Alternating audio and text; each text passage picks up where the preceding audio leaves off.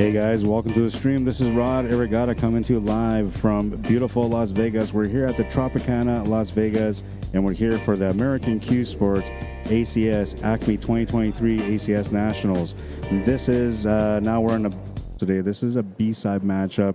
They are now in round number 6 on the B-side, and we have Bryan Wilson at the table trying to get this 9-ball in the pocket so he can get within 2. He'll make the 9-ball. It is 7-5 now. And so we're going to get going throughout the whole day here. This is the first stream for me. And just had a little bit of issues here with OBS. It crashed on me a couple of times, but we got it fixed.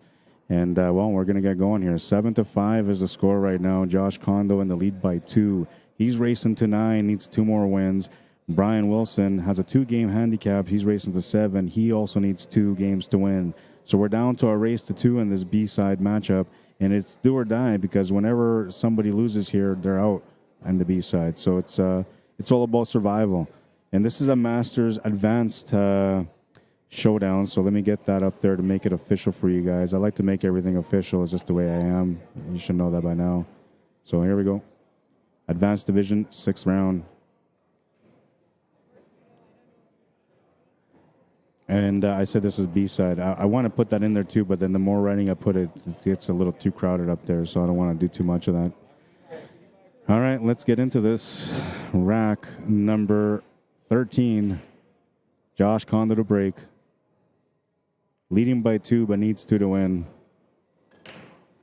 Smash and break. He makes the 4. Looks like the 1 ball is trying to get to the pocket too, but it'll settle right there, right by the pocket. A great break from him. A nice little setup here. He's looking really good for this run out. No real problems at the table. It's more or less positional. And really, like, all the shots here are complementing each other. The 1 to the 2 is good. The 2 to the 3, the angle can work for the 3. From there, you can easily set up the angle from the 3 to the 5. 5 to the 7 won't be a problem, and even 7 to the 8 won't be a problem. So I expect him to finish this table. The only way he's going to, not finish this table is if he ends up running out of position, which, honestly, this table, he should not. He should not run out of position at all here. And I don't believe in the commentator's curse, by the way. So if you're saying commentator's curse, take it back.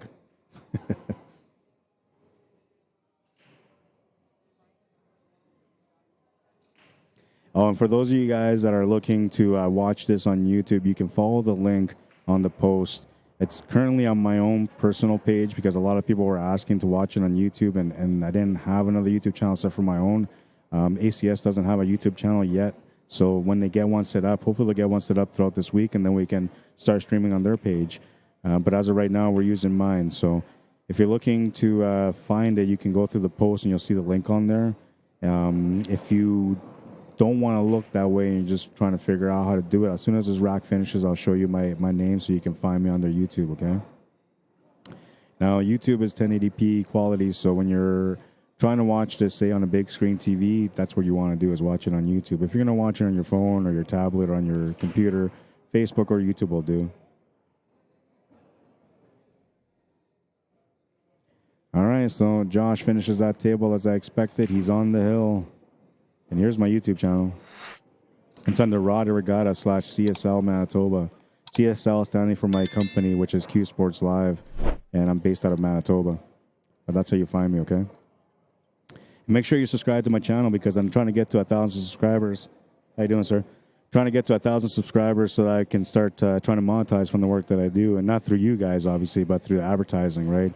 They don't give you acknowledgement or opportunities for advertising until you get at least 1,000 subscribers. So if you guys can help me out, I appreciate it. I promise you that you're not going to regret it.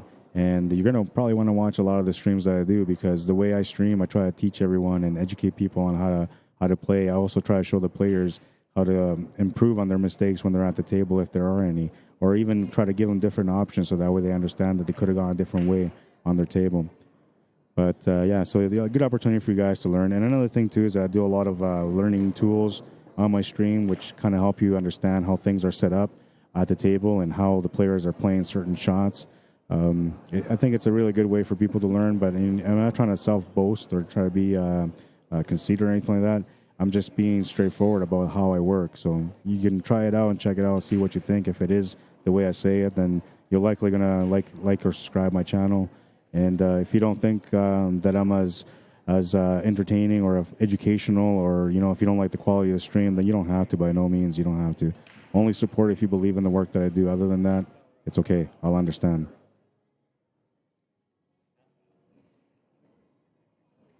Moving into rack number 14 now. Brian Wilson to break. Needs to win this game to push it to the hill. Smash and break. He makes the 5. The 1 ball's going down to the corner. It's going to chill. Oh, it's going to give him an awkward shot, too, because he's shooting over top of the 2. So, unfortunately for him, it's not as easy as the last rack was for Josh. He's going to have to earn his win on this one a little bit harder. And it might have to start off with possibly a safety shot. I don't think he can cut it from there. I mean, some people can, but because he's shooting over the 2 ball, makes it a little bit hard. However, if you're going to make this shot, you have to jack up your cues. So being over top of the 2 actually kind of helps you for that shot if you're comfortable shooting it from there. And that's if.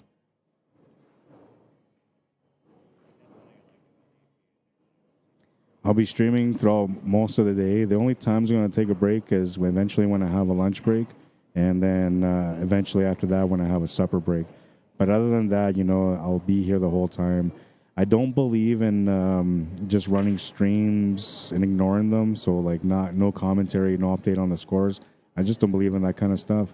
So if I have to walk away from the stream and neglect it, then I'll likely just stop the stream. But more than likely, I'm going to end up just, taking a break, stop the stream, go have my food, come back, and get going again. There is another streamer here with me, Ryan Epp, through Hot Seat Productions.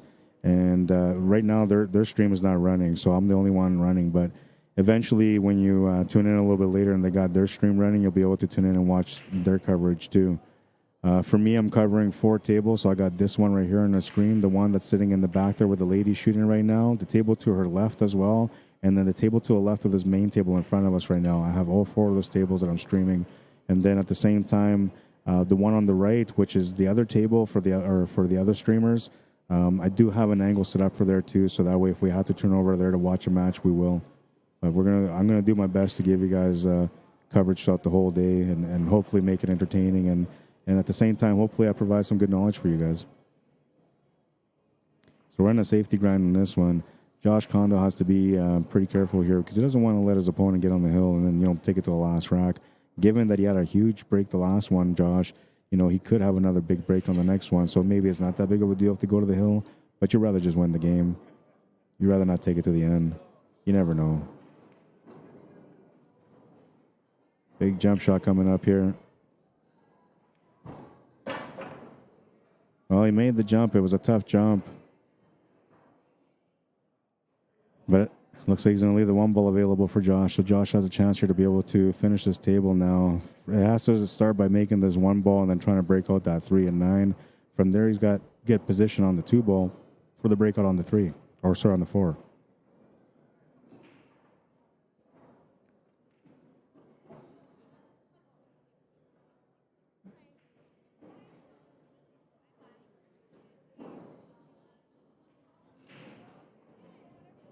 I'm going to tune in and join you guys right away. So just so you know, I'm not in the room right now. I'm just trying to share the stream to a couple of the pages that I know.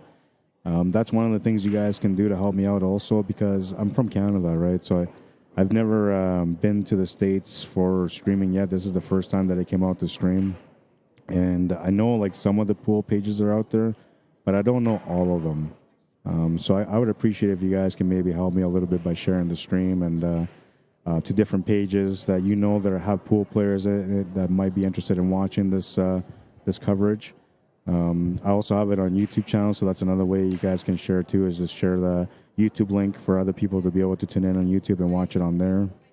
I'll do my best to interact with everybody on YouTube, but I'm mainly interacting with people on Facebook, but I can see the people that are interacting on YouTube, so I'll be able to interact with you guys as well. It just won't be as often, but I promise you that if you comment in any way and I see that comment, that I will do my best to, first of all, relate your comment and then give you an answer for whatever it is that you commented on. So he broke out the 3 ball and he got the 2 ball, but he didn't get the breakout on the 4. So that makes things a little bit more complicated here. What matters now is whether or not he can do banks, or if he's got the angle to be able to do a big drawback into this 2 and 6, which he doesn't, as you can see from there. Two things I got to do here. I'm going to adjust this camera. I just don't like the way it looks. It's a really low quality camera, which works with great lighting. The lighting here is pretty good around the tables, but outside of it, it's a little dim, and so it affects a little bit of the quality on the camera. But I'm going to do my best here to fix it for you guys.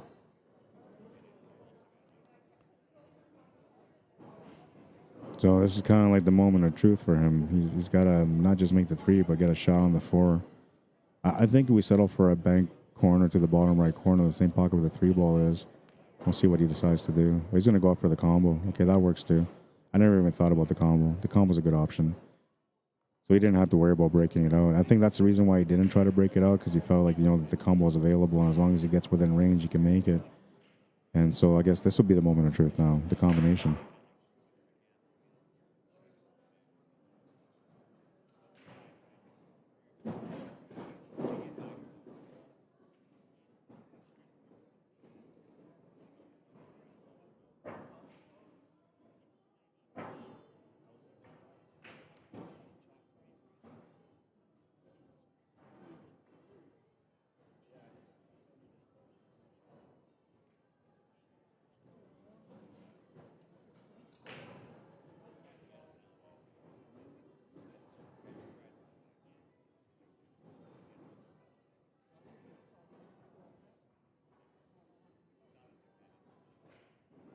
Makes the combination. Nice shot.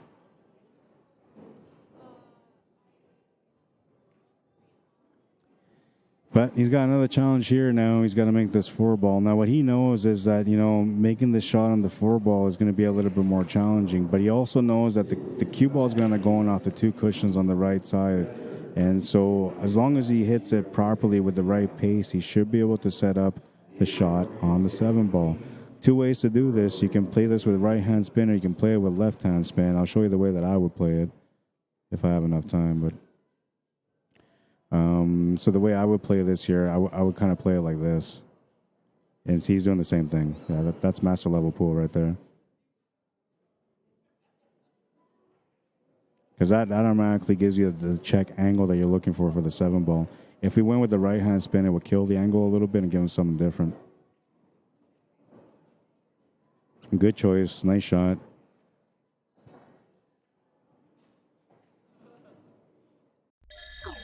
Take a look at this nice little combo that he made a little bit earlier.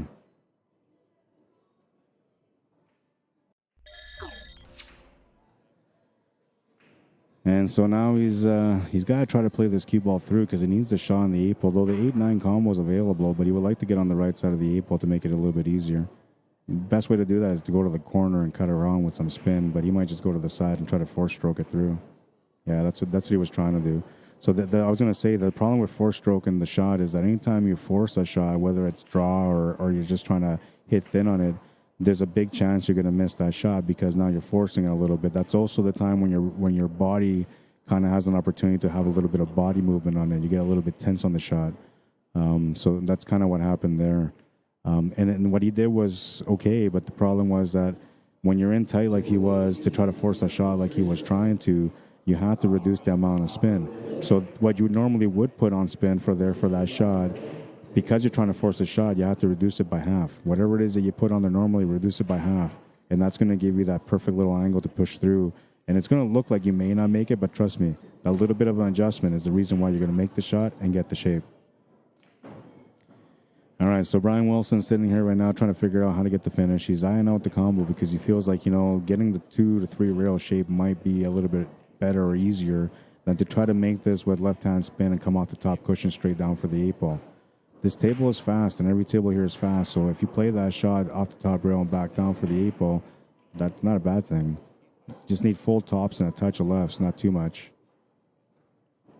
Well, he played that to the 2 rails. He should have played that off the 1 and straight down. But this is going to work. You'll have a shot here. And now you can try to draw this for the 9 ball. You can play through it and bump into the 9 ball. I feel like that's what you do here. You make the 8 ball to the corner. You put a little bit of top spin, just enough to be able to bump this 9 ball off the bottom cushion and back up, setting you up for the bottom right corner on the finish.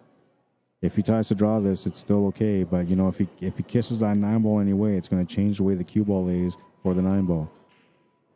So this is where he's got to figure things out. Figure out what to do. I know naturally you're thinking draw here, but you should be playing topspin. Touch of rights to be able to hold the shape. Touch at lefts would help him to better shot on the 9-ball, though. Yeah, so the touch of, like, he put the rights on that one. That's the reason the ball bumped up the way it did. If he would have put left on that one, it would have been complementing the angle a little bit more, reducing the width of the angle, how it came off. He would have just skimmed off the 9-ball and set up for the bottom right corner. So now, because he ended up using the opposite spin, he's ended up here with the 9-ball, making this shot a little bit more challenging. Now, automatically, when you're looking at the shot, you look at the top left corner because you're thinking, well, that's probably the safest way, scratch angle, but you should be making this to the top right corner. The only thing about this is that the tangent line is going towards the side pocket, and this is a fast table. If you can dig into it, that wouldn't be a problem, but I feel like you can't. And this angle doesn't really tell us much, but you can see that the cue ball is pretty close to the rail, and it looks to me like it's frozen to the rail. So the only options you can really do here is maybe go to the right, but the tangent line is going to flirt with the side pocket also. Or, sorry, to the left.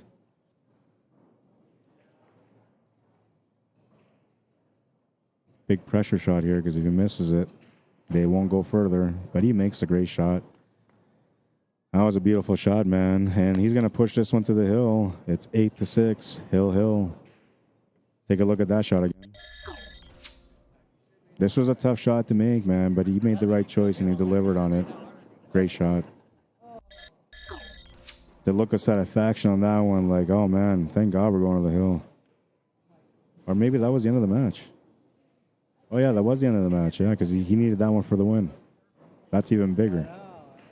So he'll upset Josh KONDO, eliminating him from the tournament. Brian Wilson will continue on the B side, trying to find his way to the finals. We have this player warming up on this table right now. He's the next player to come up and play here. I'm not sure who he's playing yet. I think they got to get the score sheet so they can get going. We have a player training on the left right now. She's warming up. Or no, wait, that's a match. So we'll go to the left. Yeah, we'll go to the left. I got to find my remote.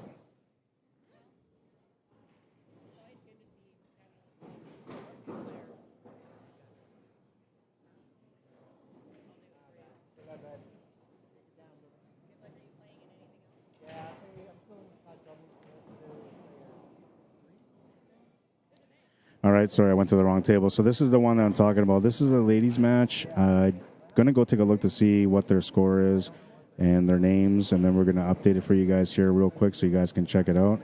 This will be, I don't know if this is a ladies' division, but I'll find out. I will find out. Give me 1 second. I'll be right back.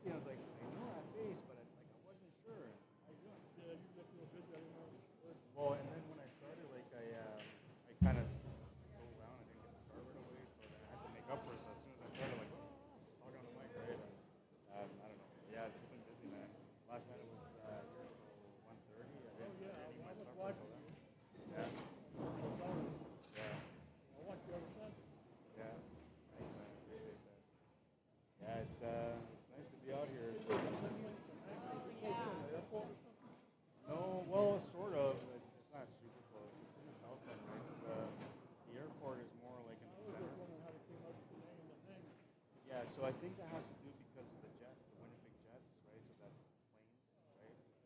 Yeah, yeah. Not good. But you know the Jets weren't going to make it far this year. If they would have won that, it would have been always. And then Vegas dominated them last time too when they played in the Western Conference, right? So we kind of knew that was going to happen.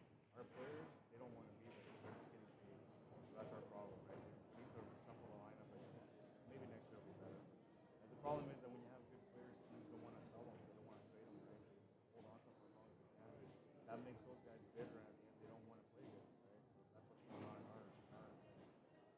gotta trade them. We have some good players that aren't used to us, like Wheeler, for example. He's got some good. Shifley, really good player. But so you can trade him to a team where like team races gets him, right? You can maybe trade for a prospect or get a good defenseman and what we need, right?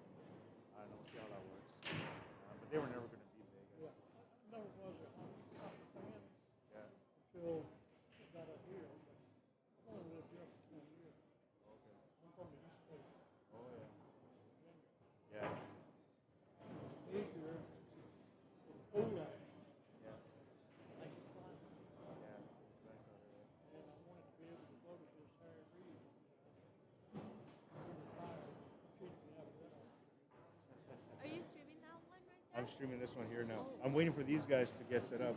I don't yeah. have this. Oh, that's your score sheet there? Yeah, they're ready. I'm I'm excited. I had you I'm watching you, and I shared it with a bunch of people from Wisconsin. I'm going to switch it right now.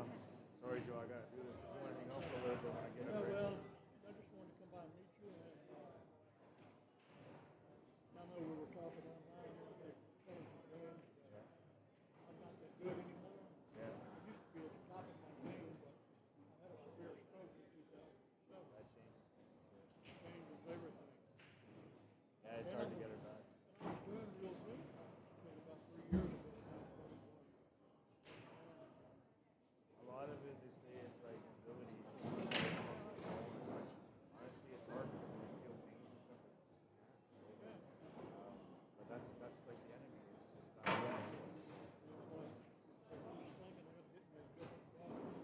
yeah. Get me wrong with a single. Yeah. Shut down on these two. Yeah, that's better. My mom had one of those too. She had to use it a long time, and then now like they told her she couldn't dry her, she wasn't gonna be able to do this and that. But she fought back. She's able to dry her. She does use the laundry more, but she starts using pain certain times. Normally I used to pain, but I had to walk so far. Yeah, that's much better. Get up there, this. Usually I do the pain. They go over to Tuesday. Yeah. And use the pain to get into the bar. Yeah.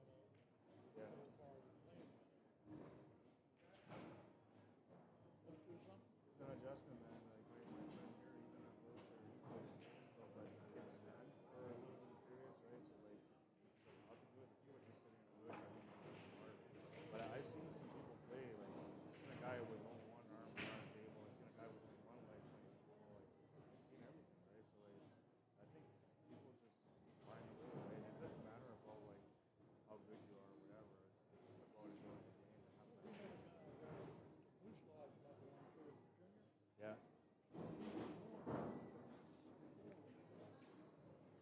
Left arm had only went down to right here. Yeah. He had like a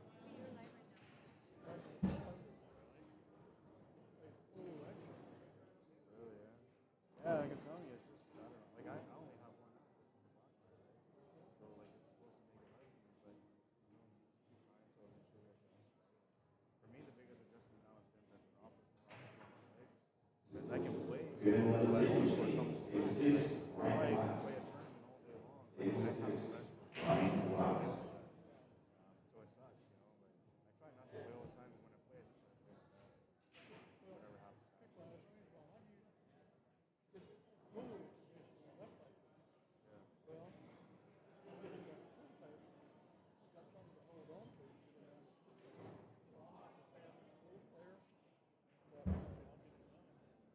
Last session, I was a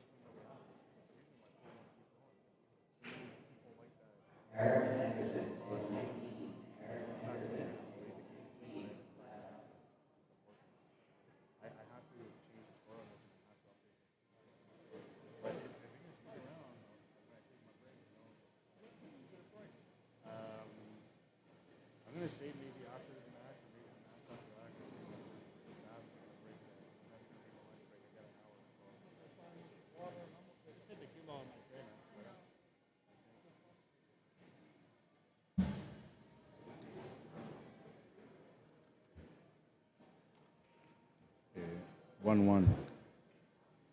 This is their match right now? Yeah. This one here? Yeah. Yep. All right. Sorry, guys. I was talking to one of my viewers that tunes in to watch every week. And the way I am, like if somebody comes to talk to me that I've met before or that, watches my streams, supports my streams, I'll give them the time, whatever time they need, right? And so I was feeling a little awkward because like I know that I'm neglecting the stream and I didn't want to neglect the stream because that's not the way I usually work. But I apologize for that. So we'll get everything updated right now, and then we're going to continue the coverage. I'll have a chance to spend time with Joe a little bit later when I take my my lunch break. Magnets, race to 7, and the score's 1-1.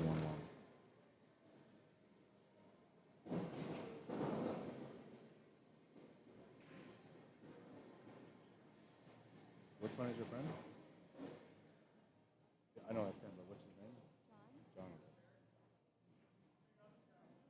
Oh, it's 1-1. 1-1. But somebody just won that last one.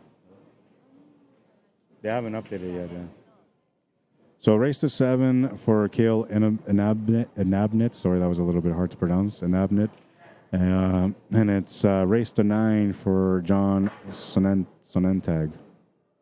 How do you say John's last name? Sonentag. Okay. I'm so horrible at butchering names. If you say Sonentag, then it's Sonentag. Okay, I got it. I guess you just because it's 2 N's, right? So like it's Sonentag, right? Sonentag. All right, so it's 2-1 for Kale. We're moving into rack number 4 now. This is a 7th round matchup on the B side and the Advanced Masters Division.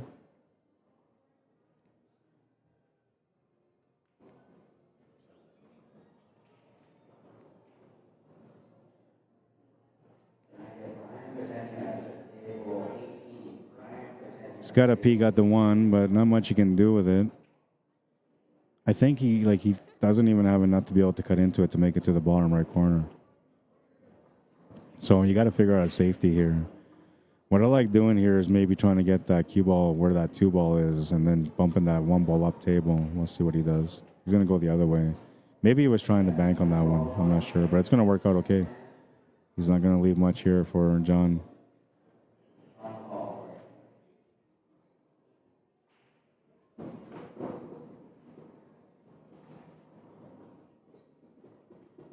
Makes the hit. It's going to give him a shot at the 1 ball. Was hoping to get a better roll there, but didn't quite work out the way that he was hoping that it would work out.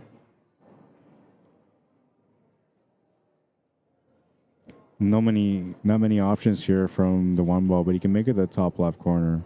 You can maybe even cut it to the side if you wanted to, but I think it's a little too extreme and it's not really going to benefit you. The shot to the corner is available, but in order for him to get the shape on the 2 ball, he's got to go off 2 rails to come back down to the middle. Side cushion, then top cushion back down to the middle.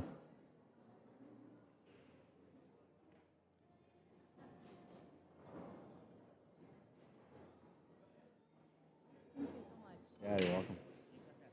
Yeah, bro. I did. Not too bad. How are you? How you making up? I want to interrupt you. Yeah, I'll I'm come doing. back and talk to you later. Yeah, for sure, man. Where's that little guy? He's around somewhere. He's getting the second chance at. No. He just finished playing 9 ball.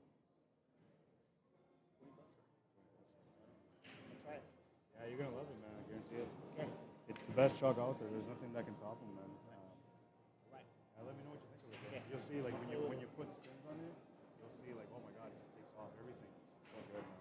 Right. Let's get back to it. Thanks, Thank man. you.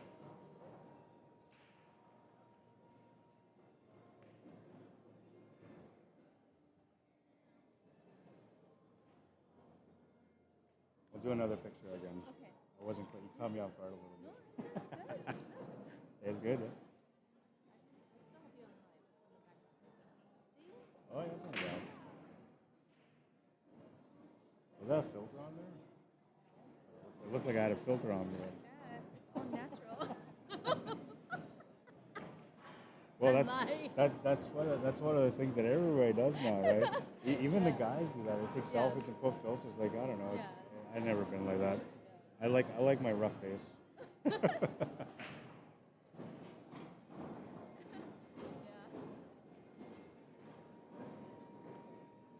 Tied at 2. All right, so John will tie up the match at 2, and he's breaking next in rack number 5. Yeah, so that guy was one of the people that tunes in to watch my tournaments every Sunday. Oh yeah. And he's from Vegas, so like when he heard I was coming to Vegas, like, oh, I gotta meet you, He's a right? fan. He's a fan, Yeah. right? So like I anybody that meets me and supports me, I'll give him the time all the time, right? Absolutely. And I was feeling weird because like I hate neglecting the stream, but I was No. neglecting it, right? And No, you're good. yeah, I know. But that's how it's always been, right? You know, it's crazy because it's really like how you treat people. That's right, You yeah. know, it doesn't matter where you're at in your life, if you're up there or down there or in the middle. As long as you treat people the same way that you want to be treated, and that's what they. It's always the little things that they remember. Yeah. And that's one thing that most people say. And that's where you're going to get your support. 100%. Yeah, and that's how it is. Like honestly, on Sundays when I stream, I have like 70 people that tune in, and like most of them are all people that tune in every week. Yeah. Yeah, because you know, like you touch them. Yeah. So, but it'd be amazing if you touched like 1,000 people like that, right? Yeah, that's what I'm hoping for. Yeah. But there's too many forces trying to stop it from happening. Every time there's an opportunity, somebody tries to stop me. Yeah, well, They're all scared of what I'm going to do when I get there. But they don't understand that when I get there, it's going to change pool for the better, right? absolutely. Of course. Supposed to make more people love the game somehow, Yes. right? And Right. we're in an era now where like No, and kids it's are like- on digital stuff. They don't play Right. pool no more, And right? trust me, it's you know, now that a lot of people do really appreciate not being there in person, Yeah. but at least they can be there in stream. I'm like, there's so many times where I've watched, where I've been following tournaments without even having a stream, and I'm like, oh my god, I wish there was a stream, you know? Yeah. So, Yeah, I don't know. We'll see how it all goes. All I know is that I've been challenged a lot, but I just know. I know that I got to do what I'm doing. yeah, don't let like the obstacles, stop you. Me and Ronnie are gonna gamble later. Oh, good. What I've figured out in life now is that obstacles are usually created by people that have fear of what you can accomplish. And you know what? If you don't have obstacles in your life, you can't be any better. That's right. Yeah. It makes you want to get better every time. Absolutely. Yeah, I remember the first time somebody tried to compete with me, I was like, okay, go ahead, man, whatever. And then they broke me down. Like the first time, I was like, oh man, like I can't believe it's my own city, right? Like I'm thinking, how would they not support me? Why would they want to go do their own streaming? I don't get it, right? So I was like heartbroken. But then the more they came after me, the more I started getting hard on my feelings and not worrying about it, right? Like it's, I don't know, now like whatever they do to me, it doesn't faze me. It doesn't matter, right? And It should make you stronger, right? it's power. Yeah, it is power. And a lot of people don't understand that that's the ultimate power. Yeah, it's freedom, right? That's what it is. Like nobody can control your feelings or your destiny, Right. and that's how I live my life, right? I just, And I don't know. sometimes I think that people forget about their supporters. But as long as you are always cognitive of your supporters, then that's what is really gonna help you build Yeah. and continue. Because your supporters are what is going to expand. That's right. Yeah, Expand you. I think too many companies out there take that for granted, you know. And it's sad because some of them like still have so many people that's just tune in to watch them, but they don't even try it, right? And then when people meet them, they just like, oh yeah, give them a quick hi and they walk away. Like, you know, I'll sit there, I'll spend whatever time shaking hands, talking, whatever, man. You want to go out something to eat, we'll go out something to eat, you know. Yeah, it's your personality. Yeah. You're not too big. You're not too big. You're not too big. I try not to be. A lot of people look at me that way, but I'm not like that. Yeah, but then once they get to meet you, Then they know the real me. Man. Those are the ones that fall in love with me. yeah, exactly. That's how it should be. Yeah. Yeah, there shouldn't be a structure to be human, but there is. Yeah. But guess what? At the end of the day, be you. Be who you are. Because that's what people are going to Yeah. And I think that's what limits me from moving up, to be honest, because I am me all the time. Even when on the mic, like I'll say stupid things, I'll joke around about stupid things, but like it's always professional, right? But it's just me loving the game and having a good time, right? But then some people will say like you're not very pro. Commentating like how everyone did it, how boring would that be? Yeah. Just think about it. Yeah, I know. You need to add mix into it. You A need personal touch. yeah, exactly. Yeah, I try telling that to the people that try to compete with me and Yeah. out in my city too. It's like, listen, like you think it's about the stream, you think it's about this, but really, what makes me different is who I am. It's my personality. You can't imitate And that. it's right, you can't. You can't imitate it, you can't replicate it. Yeah. It's you. It's your personality, it's your natural ability to, connect with people. And however you do it, it works. Yeah. Because you know why? It's because you're not fake. Yeah. You're being who you really are. And you express it the way that you do. Yeah. And if, when people can understand that and people relate to it, they will gravitate to it. Yeah. I see that. I see that with everybody that I connect with.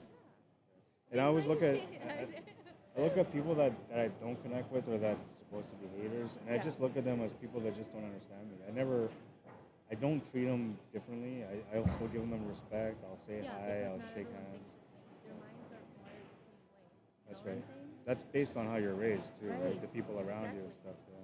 Right. My dad wasn't a good man. He was a really bad man. But I don't know. I think I got most of my stuff from my uncle, to be honest. He's the reason why I'm smart. He used to have like 5 degrees. He had personality, charming Yeah. personality, right? And that guy can walk into every store, and every store he walked into, every girl was trying to give him his number, right? Like, because I don't know, he's just My- charming, My right? thought in life is this: you only have one life to live. I mean, we're all born. We all live on this earth to die, right? Yeah. So my thought is, while you're here, stop doing what people think you should do. Do what you do, and as long as you're happy, and as long as whatever you do, if you're so passionate about it, and if that makes you feel good in your heart, that's all that matters. You know what I'm saying? Because it's so hard to find like genuine people in life now. Yeah. And I mean, Everybody's fake out there. Yeah. right, but it also boils down to like what you said, how people grow up, their personalities, and how they see things in life. But the only thing that we can do, especially for the people who are so open-minded, we can make them see past it. You know what I'm saying? Yeah, I get it. I think sometimes a lot of people they're so sheltered and closed-minded because of the way that they grew up. And even though and I know, I mean I've met so many people in different walks of life, and my thought is I always try to put myself in their shoes, regardless. It doesn't matter if I experience it or not. I want to put myself in their shoes because that's the only way that I can somewhat relate to them or understand them, right? And because I want to put myself in their shoes, even though I've never experienced it. But you can definitely feel someone by doing that. And you're so, like when you open your mind to say, you know what? If that was me, I would have done that now. But then, you think about it, you're like, I don't know. I mean, it comes, with like the pool game. It's such a mental game. Like, a lot of like sports, they don't really recognize pool players because they think that, oh my god, they're just shooting the fucking balls. They don't fucking understand. No, that's Yeah, right. like they don't understand just because we're not physically, we're not using our physical strength. Like the mind is so strong, Yeah. right? And pool is about stamina too. Physical stamina. Yeah, For physical sure, yeah. stamina is absolutely 100%. But at the same time, it's a mental game, right? Yeah, which makes the physical side harder because you're being Yes, drained. right. And I don't think that people like they don't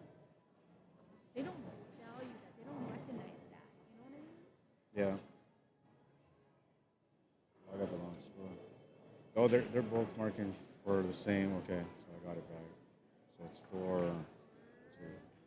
Because John came up to mark, but he marked on this side, and I thought he was marking his own name, but he was marking for his opponent. Oh, okay. Yeah, so I had the wrong score. Um,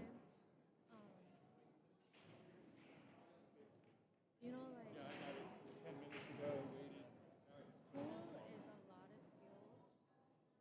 Pool is a lot of,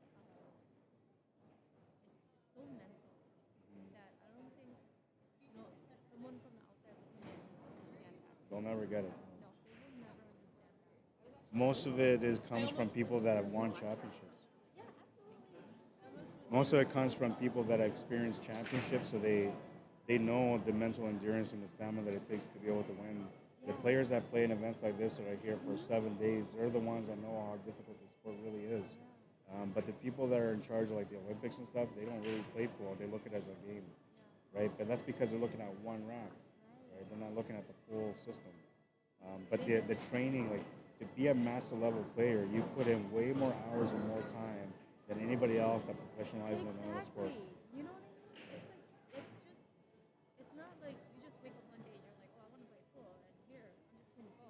There you go, Some people are like that. It's so discriminated so much, And it's like, you have to mentally and physically prepare for pool. Yeah. Yeah, you do.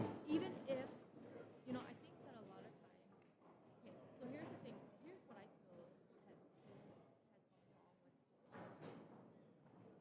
Because pool originates from bars, right? It's kind of bad, and gambling. Right. I don't see nothing wrong with that. Wait a minute. I know, but that's the reason why it's frowned upon. But no, but besides the gambling, tell me, what do you think is the other thing? Why people don't like it? Yeah. Hello, it originates from the bar, right? And it's known for like social. Yeah. Well, drinking and drugs, right? That's what a lot of people associate it with. Yeah. And it's crazy because it's not even. I don't know. But a lot of those people that judge it that way only have gone to like crappy locations where that stuff is actually it's active. like a stereotype. They believe in that stereotype, But if you go to like the nice pool halls, you see how it is. Yeah. Right? Or even if you go to a hole in the wall bar or pool hall, there are so many people who are in the pool hall for, and they don't know. They're there to play pool. Well, and that's the thing. So when you go to the higher level pool, most of them don't drink, right? And most of them don't even do drugs, right? But it's the lower level, like that's what everybody sees, where people are just starting out, like smoke, drink, have fun, right?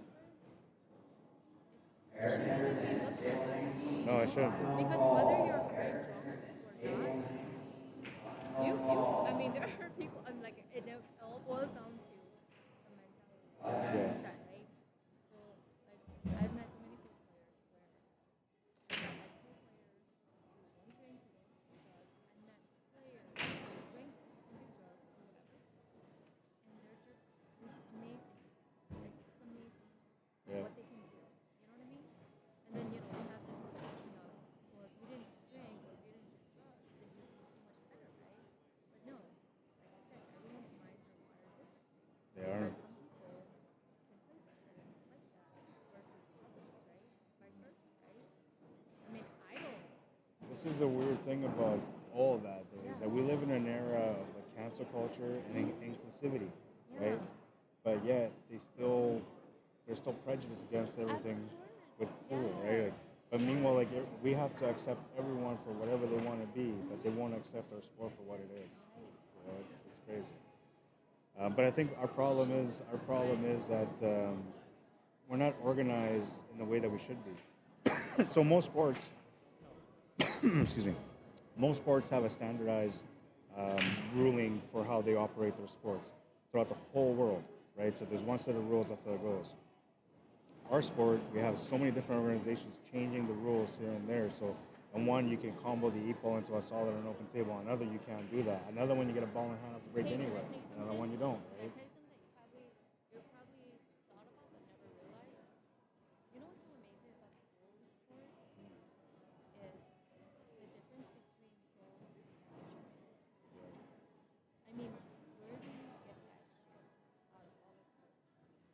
and you they're know? still amazing. Yeah. Okay, like I respect all the pros who put it out there to make it so professional. You know what I'm saying? Just like any other like sport, right? But then yeah, you get all these players here, and to me, I don't even look at them like amateur players. To me, they're pros in my eyes, like every single one of them. Yeah. You know what I mean? Because they dedicate their life to what they love to do and what they're passionate about, right? And I don't care what your ranking is. That's what makes it cool in life. And that's the difference. Is that like at least with pool, you have like you're not only one bucket, you're like two different buckets. You know what I mean? Yeah. And I think that's what is amazing about pool. And see, that's another problem with our industry too, is that everybody really tries to focus on the pro level pool, but it's boring to watch. There's no mistakes, right? So, and that's what we try to create. Like that's who we are, but that's There's not no who we are. excitement, This right? is who we Because are. we already know, like when we're watching pro players, like I mean, honestly, I would pay to watch an amateur player versus a pro player. That's just You're in gonna my learn way eyes, more. exactly. Yeah. In my eyes, that's what I would do. I would definitely pay to watch an amateur player Yeah. than a pro player. Yeah, I agree. I don't know. I think it's just our biggest problem is the past, right? So we have a dark shadow over top of our sport that comes from the past of gambling and drugs and alcohol and the hustles, right? There's lots of hustling back then. But that was back Makes then. pool so interesting to me. It's the rich history of pool. Exactly. I mean, think about this. Willie Mosconi set the world record for straight pool only because he decided to continue shooting.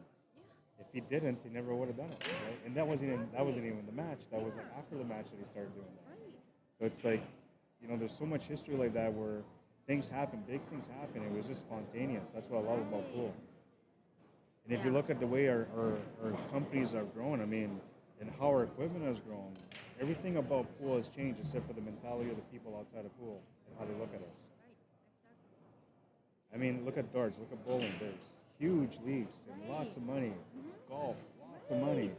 Pool players, the most they can make is like 25 grand in a tournament, But yet they work way harder than every other golf person, right? It's just it's unfair, and a lot of that has to do with the companies surrounding us because they make money, they don't like to put back, right? So, and that's where every other industry is different because they have supporters that put money back. I absolutely agree. Yeah, no worries. All right, sorry guys, I'm getting caught up on things, but I'm back. I was right here on the side. I was just talking to somebody. And I was keeping track of the scores, but I had the wrong score, so now we have everything set up. And take a look here. Say hi to some of you guys. Whew. Danny Roach, how you doing? Jack Wills, Peyton Bernard, welcome to the stream. Paul Daigle. Stuart Gansky, what's up, my man? How you doing? Wayne Burba says, good to hear you, Rod. When do you play? I play tomorrow, man. I play tomorrow. I'm taking on USA tomorrow. It's kind of cool, man. Like, I like it because, like, in a sense, me going out to play in this tournament is so much different than any other tournament that I've ever gone to. And the main reason why is because I don't know anybody here. Right? So because I don't know anybody here, it makes it like I have to play my best all the time, man. So I don't know how it's going to go, but I know that I'm going to do my best, and I'm just going to try to survive every match that I play against. What's up, Decky? How you doing, man? Say, hey, Rod, good to see you. Joe K, Rod, you look busy. I'm right beside you. Yeah, I just talked to Joe, actually. That was my first time when I was away. Then the second time I was away, I was talking to somebody here right beside me who's been watching the stream. Let me pop this out here. So that way I keep track of you guys.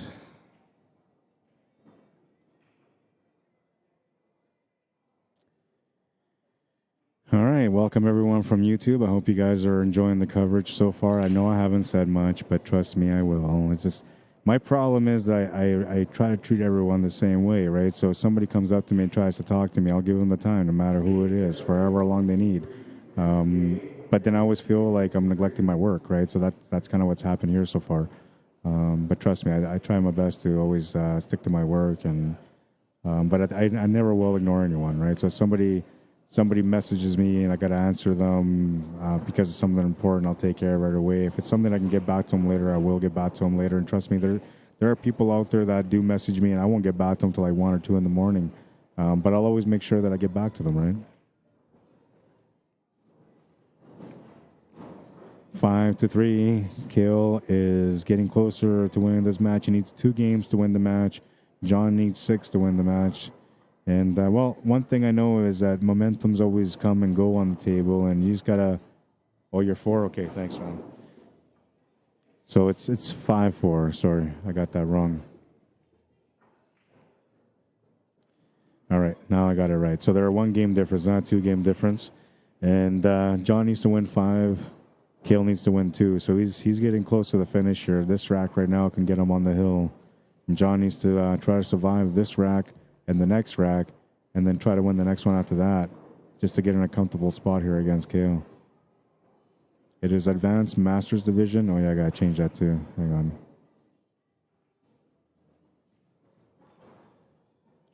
I'll do that right now.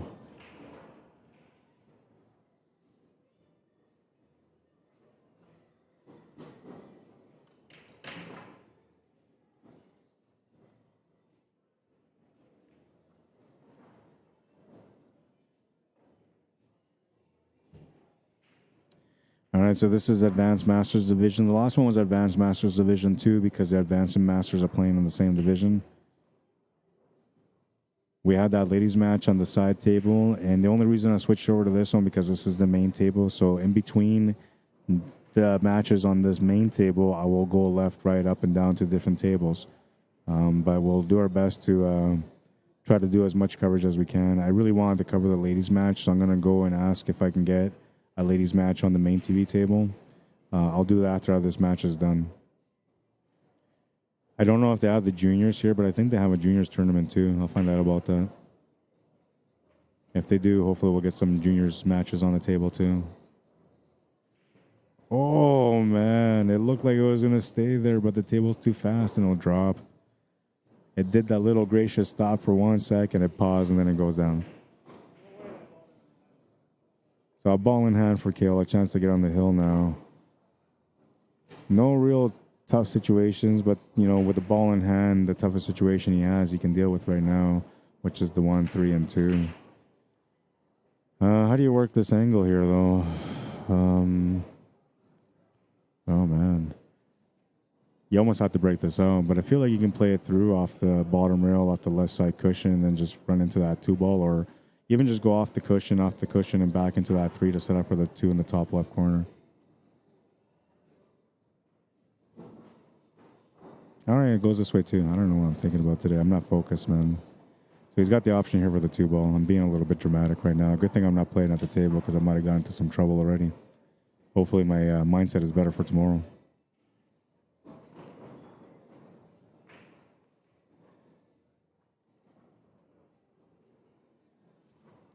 All right, so now the next thing he's got to do here is just get position on the 5, which he can draw off the bottom cushion and around that 5.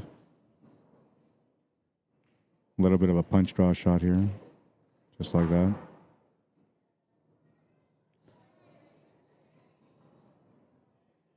He can choose what he wants to do here. I think most people would just settle for a top left corner shot on the 7 after the 5. But you can, you know, change your mind. You can draw. You can get a little bit fancier, you know, and try to get set up for the bottom left corner, which is what he's going to try to do.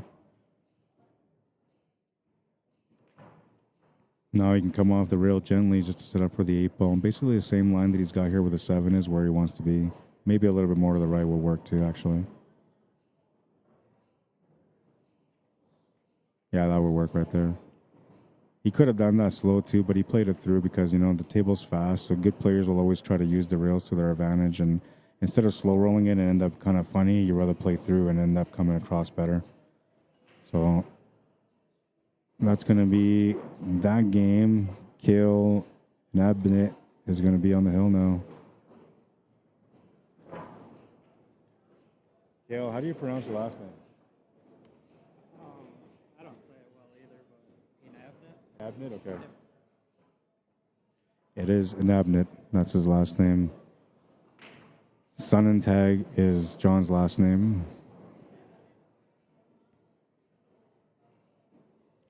John sending tag to break right now. Rack number 11. Looking for some action. He made a ball. No, he didn't make a ball. He did not make a ball. So Kale will have a chance to close out the match now. Take a look at this angle on the 7 ball and the 1, see if he can get past. It doesn't look like it does, but the angles are deceiving on the camera, so it might.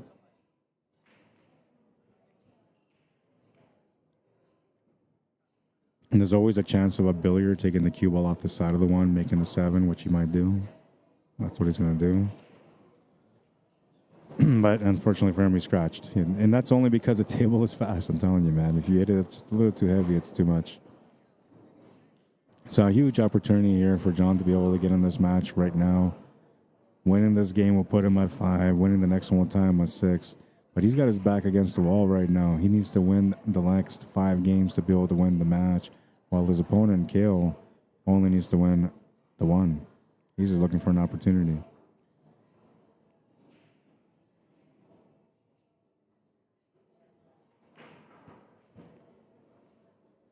Needs to create a little bit of an angle here on the 4 ball. If he gets straight on it, it's okay too, but he just needs to find some sort of angle to get off one of the cushions. He's found the angle for the top.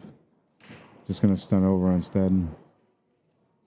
Now, this is where things are going to vary between me and the player, because I'm more of a through player than I am a stun or 4-shot player. I try to play natural as much as I can on the table to allow the flow of the shot to be more natural and to be more accurate at the table.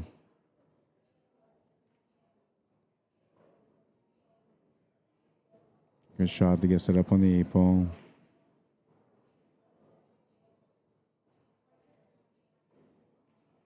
Oh no, he's gonna scratch. That's gonna be the match. I was gonna say, like, he doesn't really take too much time to think about things. He's more natural at the table, and unfortunately for him, that shot there, it could have been a shot where he might have taken a little bit of time to be able to figure out how to play the shape on the 9 ball. And unfortunately for him, he scratched. So Kale's gonna win that match with a score of 7-4. Moving him on to the next round of the B side. John is going to be eliminated from the 9 ball tournament. And, well, he's got plenty of matches coming up still with with teams coming up in the next couple of days. So it was a good warm up for him, I'm sure. Not too happy about the end result, but, you know, it's the way it kind of goes in pool. So I'm going to change this over here now to the other table. The ladies are playing. I'm going to update their score. I have their names right now, so I'm going to set up their names first, and then I'm going to update their score. Okay.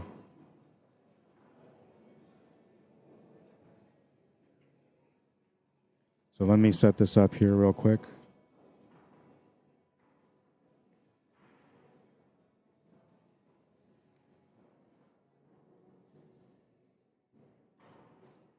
Bonnie Hunkins, who is not playing at the table right now, playing against Julie Madliner.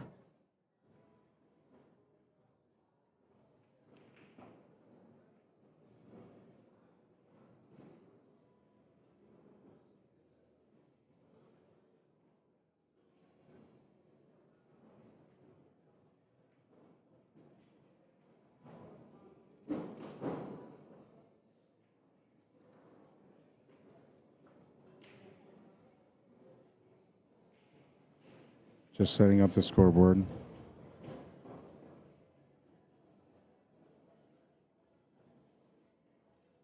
Madliner.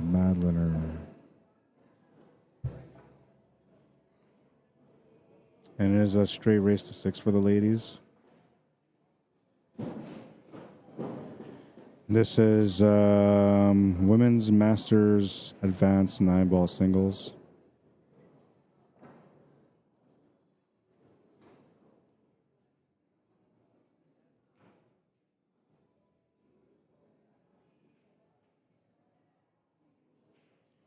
And I'm going to go find out what the score is, and I'll update it for you guys. All right? And then when we get another table on the... When we get another table on the main table, we'll switch over again. But I'm hoping that we catch the rest of this here. You know what? I'm going to abbreviate this just so you guys...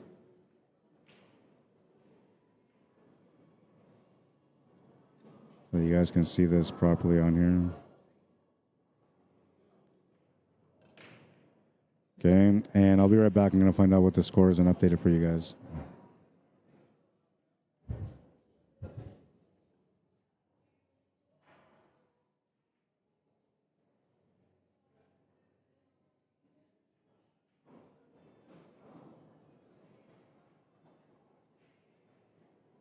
So it is 5-3 right now for Julie. She's on the hill.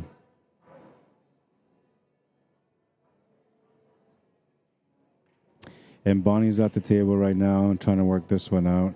She's on survival mode now. It's do or die for her. She needs to win the next 3 games for her to be able to win the match. And her opponent, Julie, only needs 1. So you're going to play a little bit tighter. You're going to play a little bit smarter on these tables. You're not going to take too many chances unless you feel like you have to. This is one of those situations where maybe you have to just go for the bank, maybe. But we'll see. The other option is to maybe bank this 1 ball and get that cue ball off the side cushion, rolling it up against that 3 ball for a safety. She's going to go for the bank. Going to come up a little bit short, but she didn't come up short on the leave. She's left a pretty tight leave here for Julie.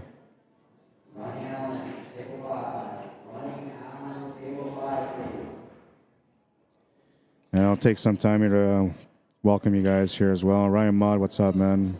Ben Halsey, Ermelinda, how you doing? Welcome. Sonia Ruben Estrada, bienvenido. Welcome. Diane Banks, how you doing? Dexter Gondo, welcome to the stream. What's up, Sterling? So a couple of options here. You can try to just play a bank corner. You can try to play a safety, which I think is what she's going to end up doing. Not many other options other than that.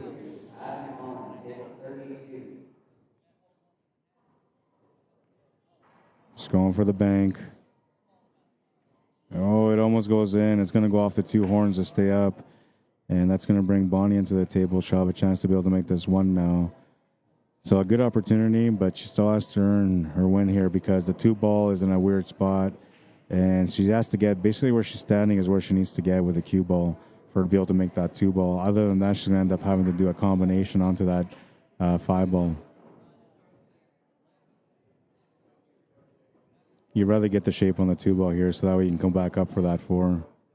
Oh, that worked out nice, sort of. You know, the 4 ball's been bumped over, so now if she just makes this shot, she should have a shot on the 4 ball also.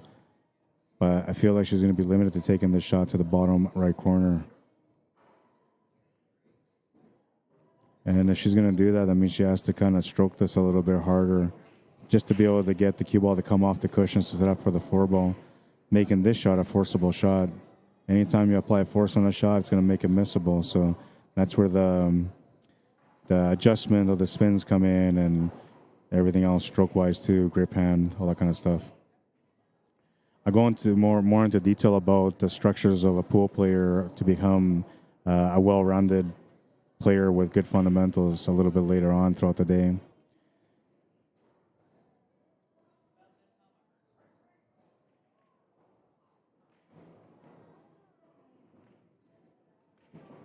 She tried to hold the position on the 4 ball, but that's what I'm saying. She had to kind of 4-stroke it, so that way she came off the cushions and set up for the 4 ball a little bit better.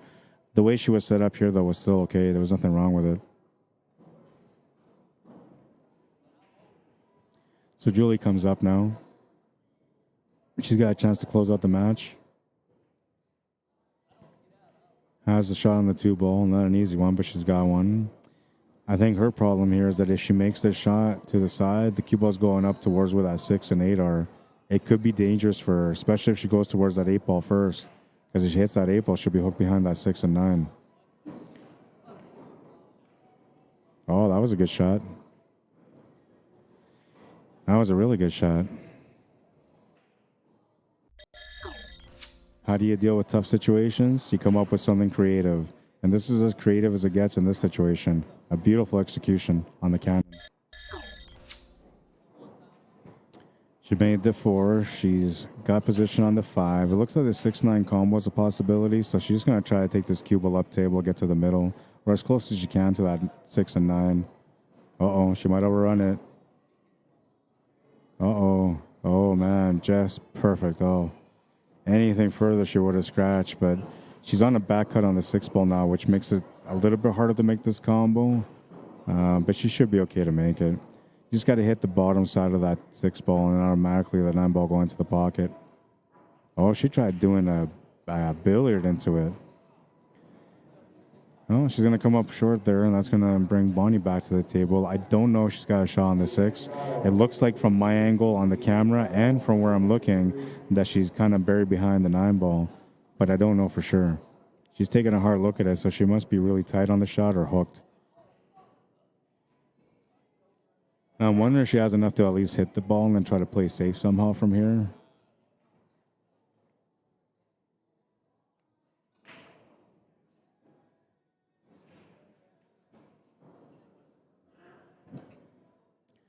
Diane Banks says hi from Virginia Beach, Virginia. How you doing, Diane? I'm Rod Arriagada. I come from Canada. I'm from Manitoba. My city is called Winnipeg. My province is Manitoba. I'm in the heart of Canada, right in the middle of it. And this is my first time streaming out here in the States. And I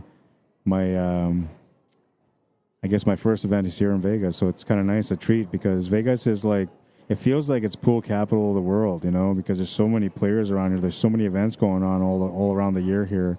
And or maybe not around the year, but it seems like at this time there's lots of events going down.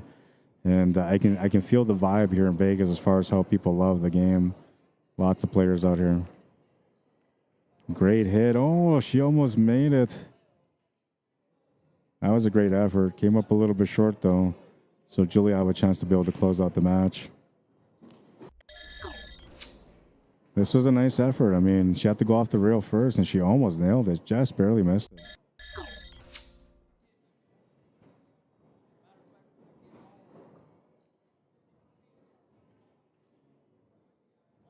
So I'm looking at the 6 ball and thinking, like, we have to play this top spin, just try to get to the cushion and settle for a harder shot on the 8 ball. We'll see what she decides to do, but I feel like that's where she's kind of taking her time on right now, is trying to figure out how to get to that 8 ball, and maybe she's thinking, how do I get to it closer, a little closer to make the shot a little bit easier. But with this table, the way it's laid out right now, you have to just make the shot to the pocket, get the cue ball to follow through to hit that right side cushion near the top right corner, and wherever you land on that cushion, that's going to be where you take the shot. She went for something extra there, came up a little bit short, and looks like, well, Bonnie will have a shot on the 6. Not an easy one. Cue ball control is going to be a little bit of a challenge, too, because the tangent line is taking her right towards the 8 ball. Now, if she hits that 8 ball flush and banks it out, she might have a shot. But if she hits the left side of that 8 ball, that's going to keep that running spin going on the cue ball, and she'll end up with a tough shot on the 8. Unless she gets a good bump off the 8.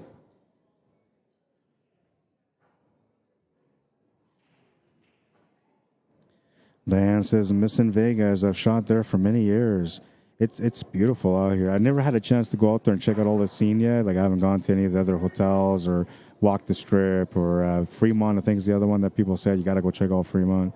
I haven't had a chance to do any of that. But I plan to maybe do some of it on my last day here before I fly back home. I just don't know if it's going to be able to work out that way. Nice shot. So she avoided everything there, and that was good to do, but unfortunately for her, she's got a really tough 8 ball now. Bank corner is about the best she can do, or safety, which I don't mind doing a safety here either, but it's a little bit hard with the angle to be able to hold the cue ball right on top of the 9. We'll see what she decides to do. Well, that works too. So instead of getting on top of the 9, she just used the side of the 9. I don't know if she's left her hook, though. I feel like she's left her a good percentage of this ball, if not the whole ball.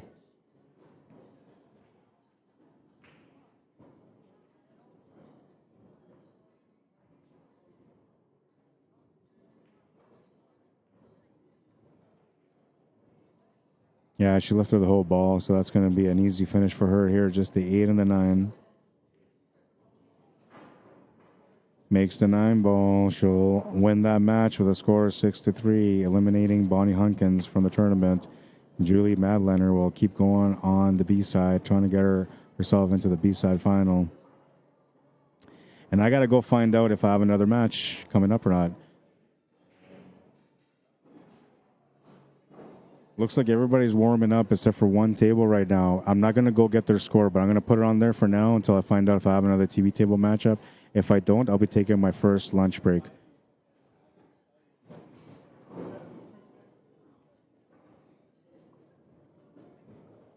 So this is the match that's going down right now. I don't know who it is, but I'm going to bring down the scoreboard. I'm going to bring down the title so that way you guys know that this is a side match. It's not a match that I have any idea what the score is, who's playing. Oh, what a shot. Wow. I don't know who that was, man, but, well, I tuned in at the right time for that one. What a shot. Oops. Sorry, I went to the wrong one. Look at this shot. I mean, he's so tight into that 5, and he just jumps it, no problem, man. Wow, what a shot. All right, so I'm going to be back. I got to find out who this guy is. That was an incredible jump shot, man. I'll be back.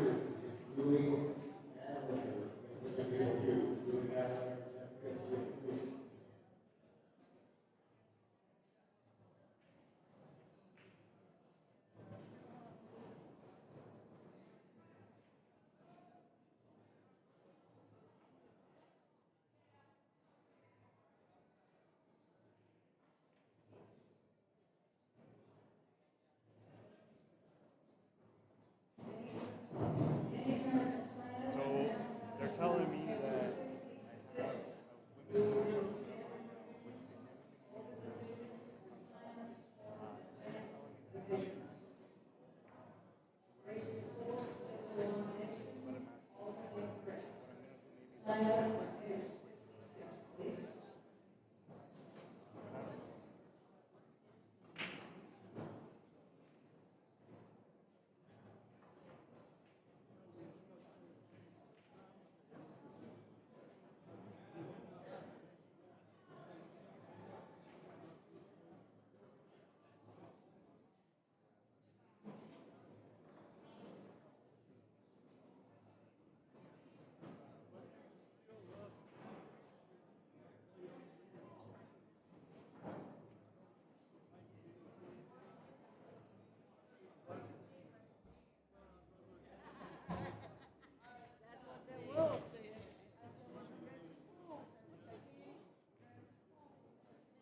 that?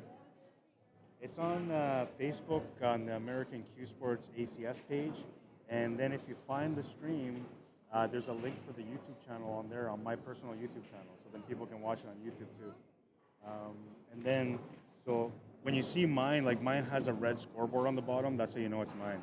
The other stream doesn't have that, and right now they're not streaming anyway, so the only stream you're going to see on there is mine at the moment.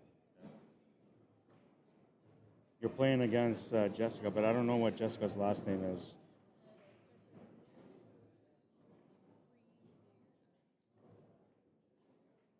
You don't believe in superstitions? I don't know. Pool players believe in superstitions. I don't, but like anything. Okay, just asking. Jessica.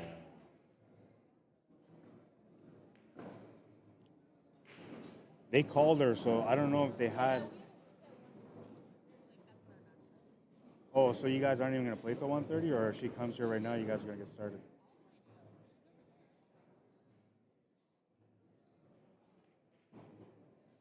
Federers, okay. Thank you. Yeah, because right now, like I have this stream running, but it's all the way at the back because I have no other matches right now, right? And I asked them like if they had a match right away or not. And they said, yeah, they had right away. So I'll keep it running for a half hour on that back table if that's when you guys are going to start. But if it's going to be longer than that, then I'd rather just stop the stream and come back when you guys start. But if they call somebody to a table, usually that means the match has to be played, no? Because they announce their name over the mic.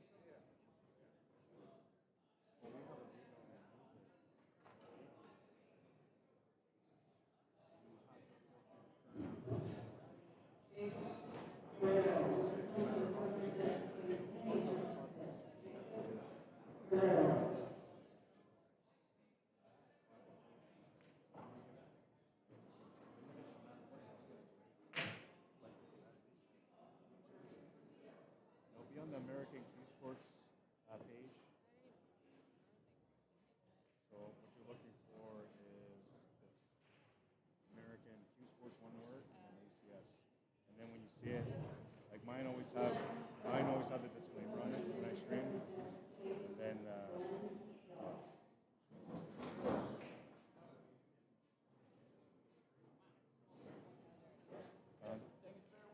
and then on there, like if you go on the post itself, right? So this is the post, and then it says there, YouTube live stream can be found at your guys' live stream, and then I'll switch over to YouTube.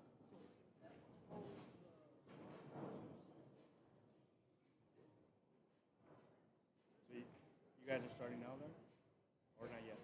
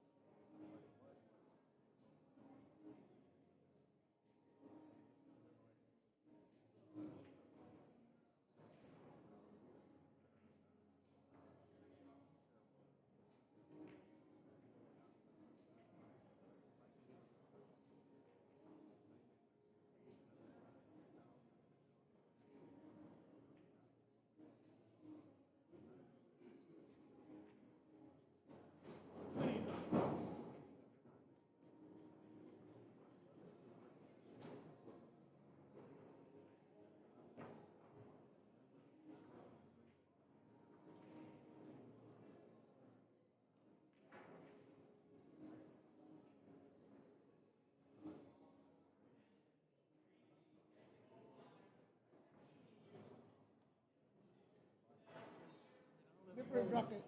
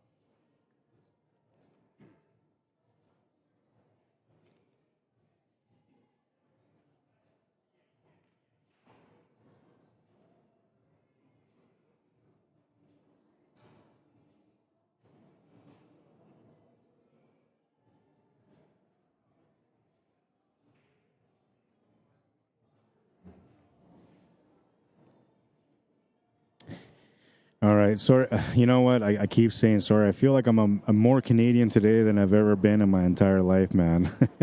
And the reason why I say that is because, like, anytime you see, like, say, South Park or any kind of cartoon where they depict a Canadian, they always depict the Canadian as in the person that always says sorry. Like, every time, sorry, sorry, sorry, sorry, sorry. And here I am being that Canadian right now. I've been apologizing all morning, man.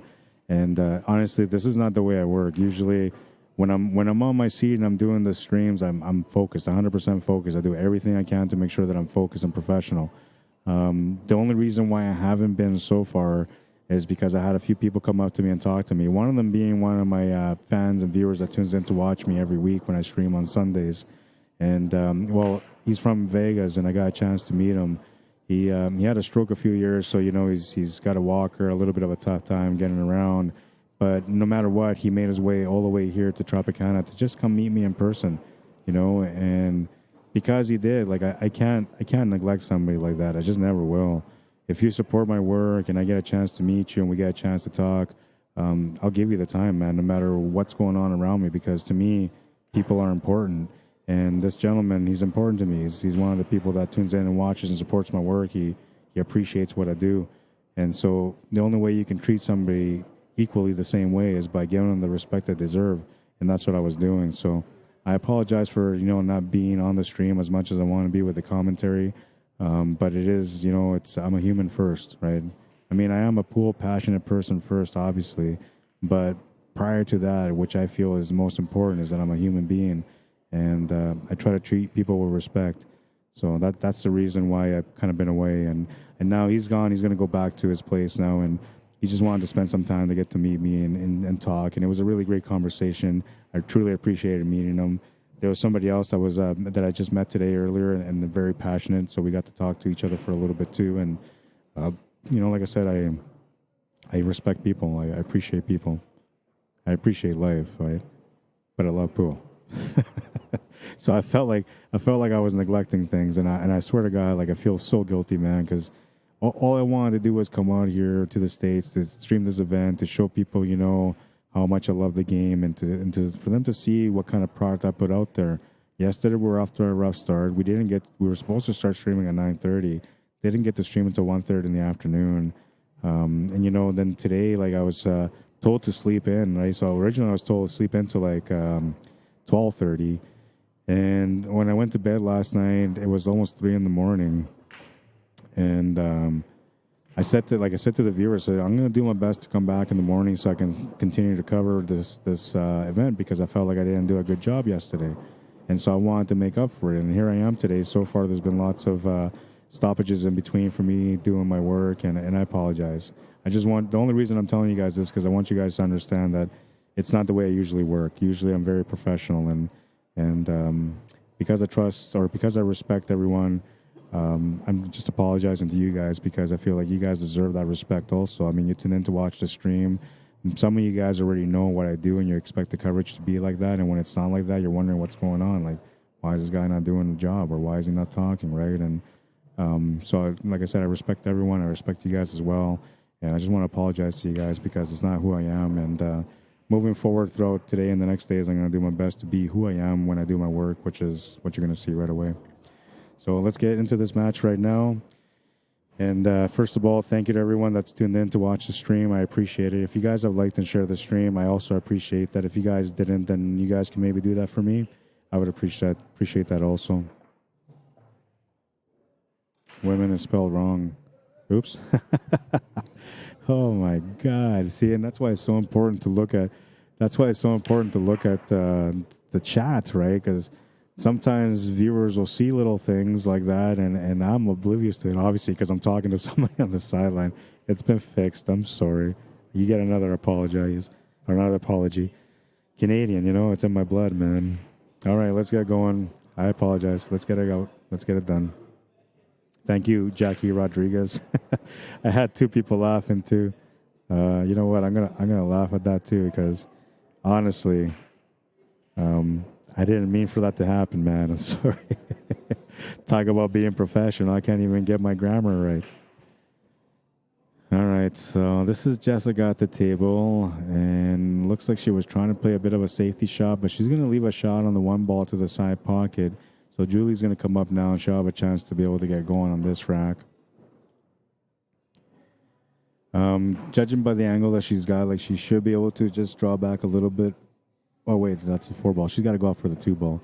So what she needs to see is whether or not that 2 ball goes to the corner past the 9, which from this angle, it looks like it's tight, but it should go. And I think that's the way she's going to have to play it, is just play up table for that 2 ball. We'll see what she's got in mind, though. It looks like she's looking at something different here. If she's looking for the cut on the 2 ball, she's going to be a little bit awkward with the cue ball here. She might be looking at a safety. Maybe that's why she played it the way she played it. Making the shot's going to be a challenge, and then getting the shape is going to be another challenge. Ooh, what a shot. Made a great shot. She's got position on the 3 with a good angle to get up for the 4 ball. So now she's looking good on this table.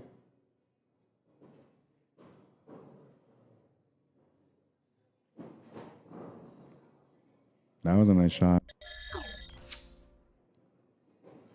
Nice and smooth into the pocket. Comes around. And she kind of popped up there because she thought she was going to scratch, but she didn't end up scratching, so it's all good.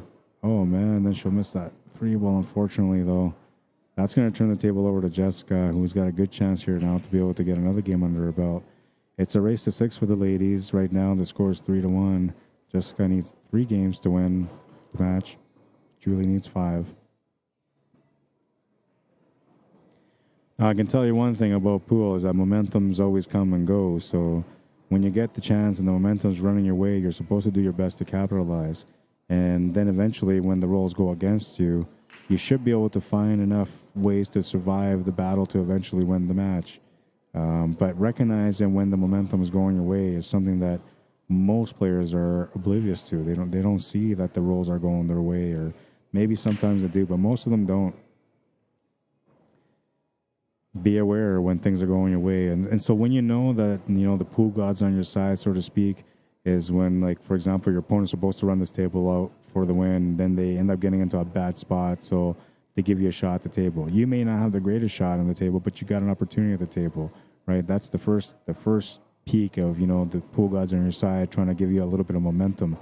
And then, you'll keep playing, right? And then next thing you know, it's like they're going to make the 9 ball for the win, for example, and then they miss it by some weird thing, brain fart or just a last-minute thought, and suddenly they miss the shot. Now you get another break. And then the next rack comes up. That opponent that's on the hill goes and breaks for the win, and they end up coming up dry. Like, all these little things that happen are telling you that the momentum is trying to build for you. You have to be able to recognize that and then just capitalize on it. And don't be foolish, though, and feel like, no matter what you do, you can't do no wrong because everything's going to work out. That's not the way it works when it comes to the pool guys and the momentum. You have to earn your wins, meaning that you have to make the right choices even when you don't have a shot. It's when they give you an opportunity to survive, you have to find a way to survive, whatever it needs to be, whether it's a big shot or a big safety. But just understand that when they're on your side, it's on you to be able to make sure that the help that they give you comes through for you. Nice little drawback shot here for the 7 ball. She's got a little bit of a forward angle to go off the top cushions and back down. She could try to play this across and try to draw it back, which is another way to do it, but then the distance on the cue ball and the 8 ball becomes a little bit harder. So here you want to, let's go here. I got to go side view first to see. Okay, so it's not bad. She can actually play this out. I'm not going to be able to get it. But yeah, that's the way she played it. That's the way you got to play it. The way she played it, that's the way you got to play it. So that was a great shot right there. And, that's experience right now. That's experience coming through. When you first play those shots, when you're just starting up in the game, you might just slow roll it or, just end up with an awkward bank shot on the 8 ball. But as you move up, down the ranks or up the ranks in pool, you start understanding things a little bit different. And a lot of that has to do because you're playing against players that understand that already, and they start showing you how to deal with certain situations at the table. She dealt with that situation really good, and because she did, she ended up getting herself on the scoreboard again, down by 1.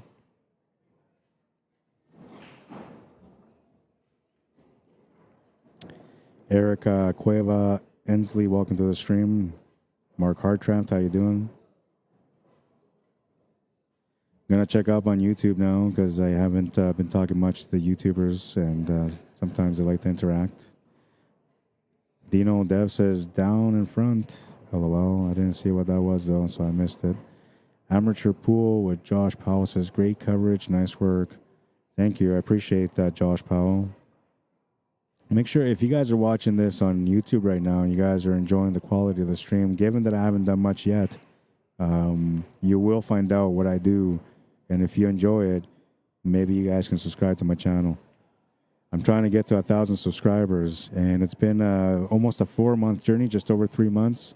I've been doing my best, you know, to be able to show people, you know, the benefits of subscribing to my YouTube channel. But it's been an ongoing battle to try to get to 1,000, man. You guys can help me get there just by, you know, subscribing to my channel.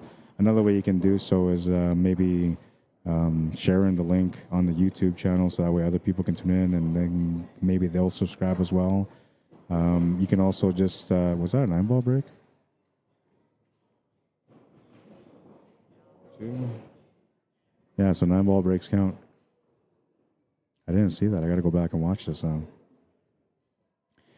What I'm looking for here is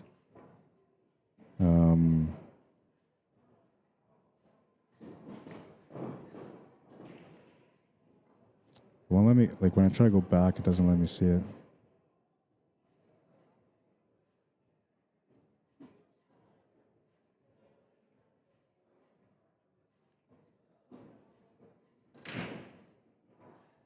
Okay, so I'm still trying to see what she did here.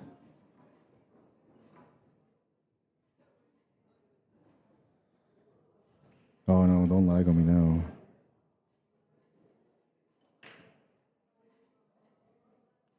I'm just trying to see the break because obviously it was a 9-ball break. But what I'm looking for now is I want to figure out whether or not it's any pocket for the 9-ball, if it's the bottom 4. Oh yeah, so I went to the side pocket, so the bottom 4 does count.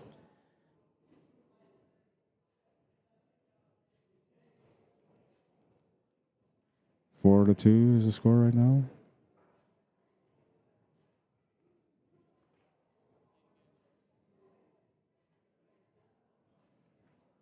All right, and Jessica's at the table. She's looking okay at this situation right now. Like, she's got the 1 ball, she's got a shot on the 2 ball. The 3 ball is where the work comes in, but once you get that out, then everything else is kind of in the open, as long as you don't tie anything else up.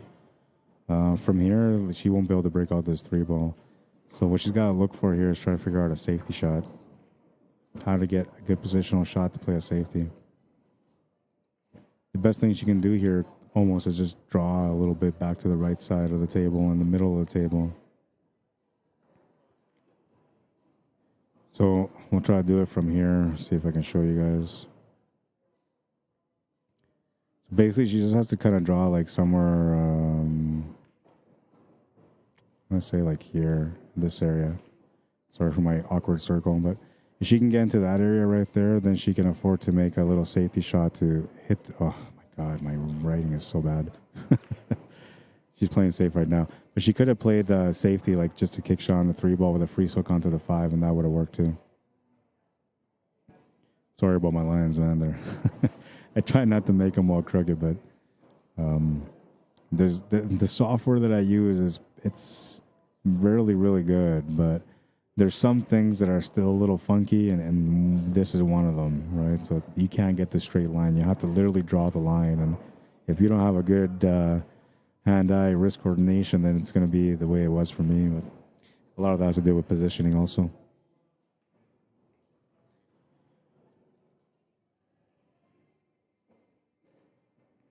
I like the fact that Jessica looked at the shot and said, you know what, like I can't really do much with this 3 ball anyway, and if I'm going to play a safe after, why not just play a safe now? And she made a good decision there. And look at that. Julie almost made that 2 ball. Kind of lucky that it didn't go in, though, because had it gone in, she wouldn't have had much to do with that 3 ball except for off the rail attempt. But because she ended up missing the shot, she ends up perfectly behind the 8 ball, limiting the opportunities and chances here for Jessica to be able to pot this 2 ball. She's going to go for the only chance that she has, which is a long rail kick shot. And she's going to hit the ball, which is a good hit, but she didn't make it, so she's going to turn the table over to Julie. who is looking to try to get within one here on this rack. And, well, the opportunity is there, but you still have to earn it because that 3-5 is a situation you got to work on. I think you might have to do another safety here unless you decide that, you know, it's time to play a safe on the 3. We'll see what she decides to do.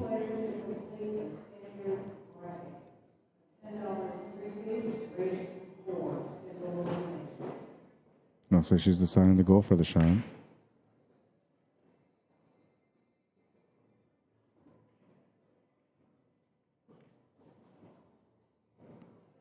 Yeah, I changed some things here on this camera right now, too. I don't like the way it looks. No, she was playing the safe. Okay. She just needed the extension to make sure that she reached across, that she was able to play the safety the way she was looking to play the safety. So now we're going to find out if Jessica has a jump cue and if she knows how to jump, because the only option you got here is a jump shot on the 2-ball. Really simple here, you know, just it's more about the cue ball than anything, but she made sure to bump that 2-ball around so that way there wasn't going to be much of a shot. Nice little safety. And we'll see what Jessica does on this one now.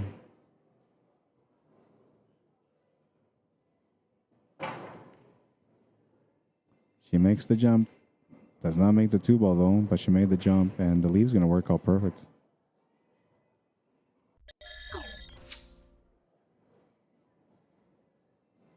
Nice execution on the jump.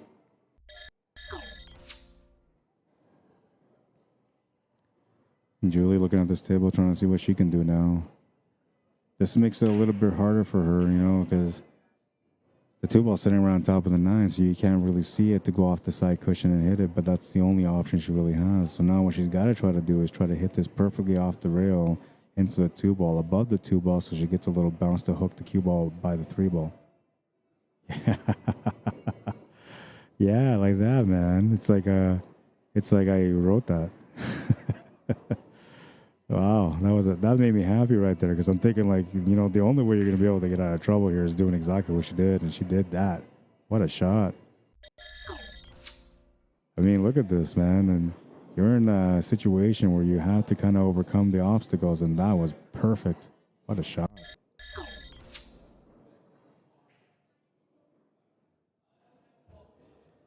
What a shot.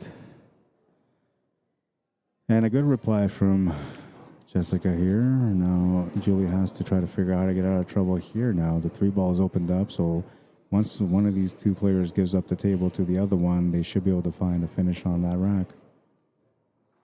Oh, a great attempt on the kick shot. And look at that. She's tied up the 5 to the 3-ball again, but this time it's not as bad because, I mean, the 3-5 combo was available. So as long as Jessica makes the 2-ball, gets across to the left-hand side, she should be able to play the combo.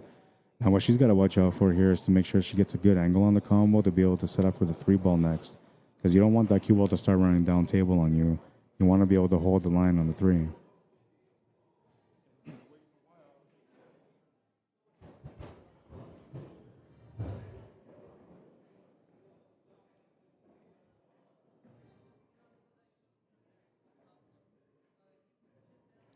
So she did pretty good to hold the line there. Now, this is going to be a bit of a challenge, though, because once she makes the combo, what's going to happen is the 3-ball is going to basically replace the spot of the 5 unless you hit it with some extra power. If you hit it with some extra power, there's 2 things that can happen. The 3-ball could run off the 5 towards the 6 and 9. It could come off towards the 6 and 4.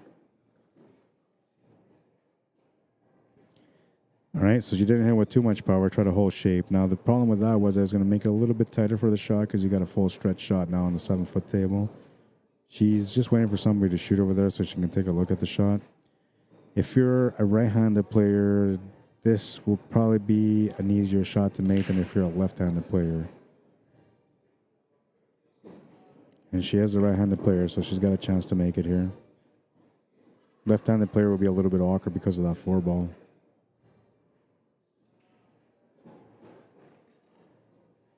Makes the shot to the corner, bumps the 4-ball out a little bit, making this 4-ball a little bit more challenging. What helps her, though, is that the 8-ball's there for cushioning. So once she makes the 4-ball, the 8-ball's going to stop the cue ball somewhat. The only thing you got to be careful with is that the 8-ball doesn't come across and hook you at the end. And because these tables are fast, that's always a possibility. I don't think you want to hit this with power, but you want to hit it about medium stroke, you know, just to make sure that the 8-ball gets clear from the cue ball after. Yeah, there you go. Good shot. Now she's got the shot on the 6-ball. She doesn't have the 2-rail shape to be able to get around that 8-ball for the shape on the 7 to the bottom left corner. So she has to work this one out a little bit. Let's see. You could make it work, but the problem here is you got to put some spin on it. You got to hit like 7 o'clock, maybe even almost 8 o'clock to be able to get around it. This will be an interesting shot. She can get around this 8-ball. What a beautiful shot that was. That was exactly what she had to do for her to be able to get the shape. What a shot. These ladies putting on a show on this table right now. I'm enjoying myself. I'm kind of feeling silly that I wasn't able to focus on this match for a little bit, man, because I missed out a few racks already. And the way they're playing, to me, I would have been having a good time watching this this matchup while I'm streaming it. Love the way they're performing on this table, man. It's the Advanced Masters Women's Division, and they're playing like it. And they're absolutely playing like it.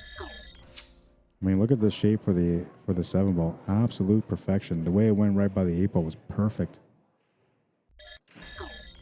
And she ran into that 8-ball in any way. She doesn't have that shot, right? So it was so important for her to be able to get that shape the way she did it. Beautiful shot.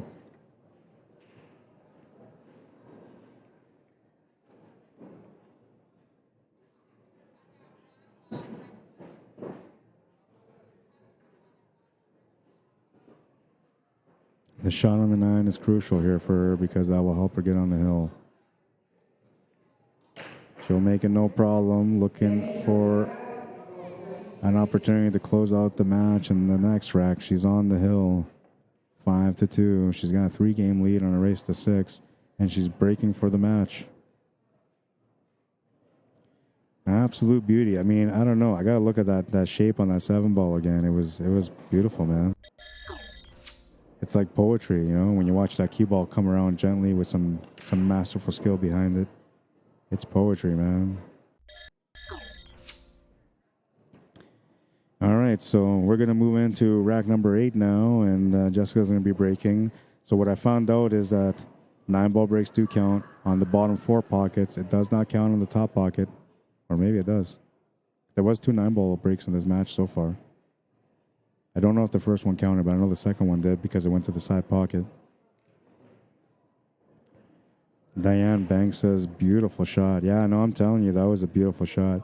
And you know, to the average eye, you might not think so, right? You might look at that saying, you know, yeah, it's just a shot.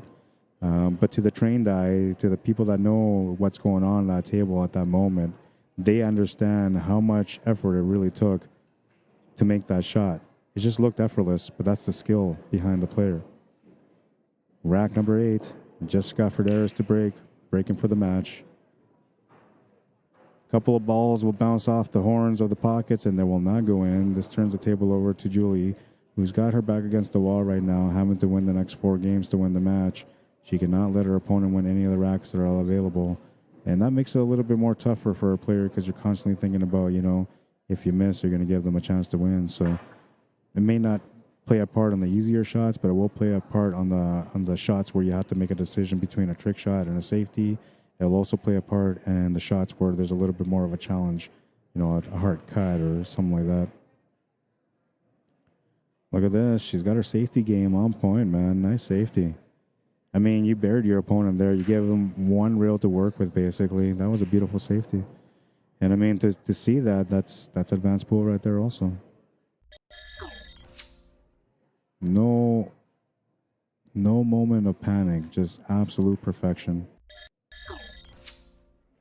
So that brings Jessica to the table, and now she's going to get tested on her knowledge for her to be able to hit this ball. What matters here for her is how tight she's on that 4-ball. If she's got a little bit of room, then she can play off the rails. If she's tight on the 4-ball, she's going to have to go off that side cushion with lots of spin to make up for it. Now, I'm going to show you guys what I would do if I was on her position and I couldn't see that pass that 4-ball. I don't know if I'll have enough time, but I'll try to get it up here for you guys to see. Too late. So from there, like I would have played that pretty much straightforward, but then I would have increased the angle a little bit. So I would have done something like this. Actually, wait, It would have been more like someone like this, a little less side spin. The drop on the cue ball would have been the same, but the side spin would have been reduced a little bit because he would have missed the shot. And, well, Julie played a great safety, and that's earned her a ball in hand, and she'll have a chance here to take a look at this table and figure out what she wants to do.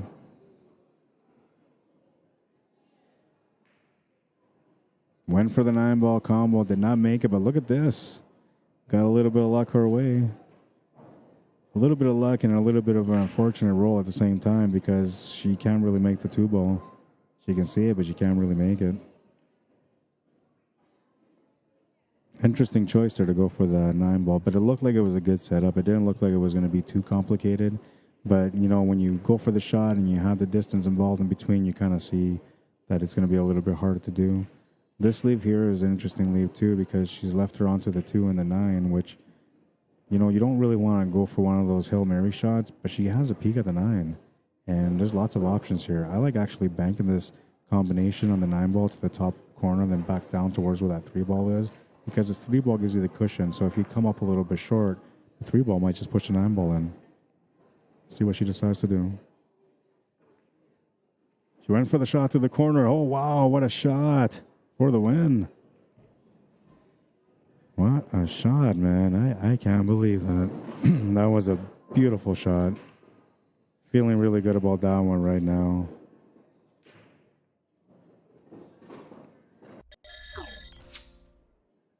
This was a nice shot. Absolute beauty. Wow, what a shot, man.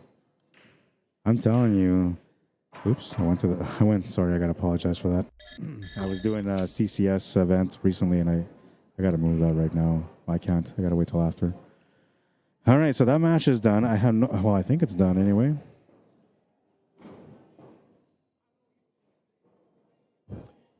Oh, and I'm wrong. So Jessica goes to 7. Okay, my bad. I thought the match was over, but you raced to 7. Yeah, that was a nice shot. You know, I was thinking you could have maybe banked it because the 3-ball was sitting there, but I didn't realize that you had that much of a wired connection to it. Yeah.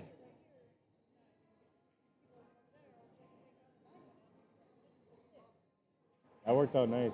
You know what really impressed me though was the last rack when you made the shape from the 7 around I think it was the 5 around the 8-ball to get back to the 7. That was a tough shot, and a lot of people don't realize that because if you hit that 8-ball in any way, you don't have a shot. Yeah. So that was absolute perfection. But you did it so well that it looked natural, it looked easy, right? But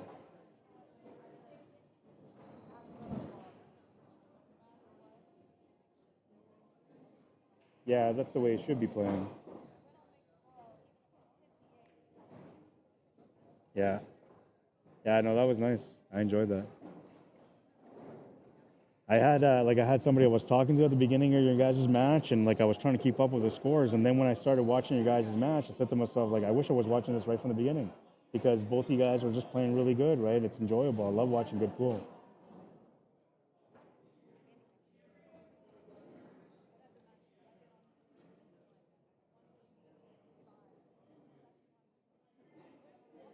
Yeah, that's how it is. They always say the hardest one to close is the last rack. Right? Yeah. Yeah, so the most important thing is just to keep your cool and just understand that like you just gotta grind every opportunity you get until you get that win. Because momentum comes and goes, right? So usually when you get the momentum going your way, you capitalize on the score, but then the momentum changes.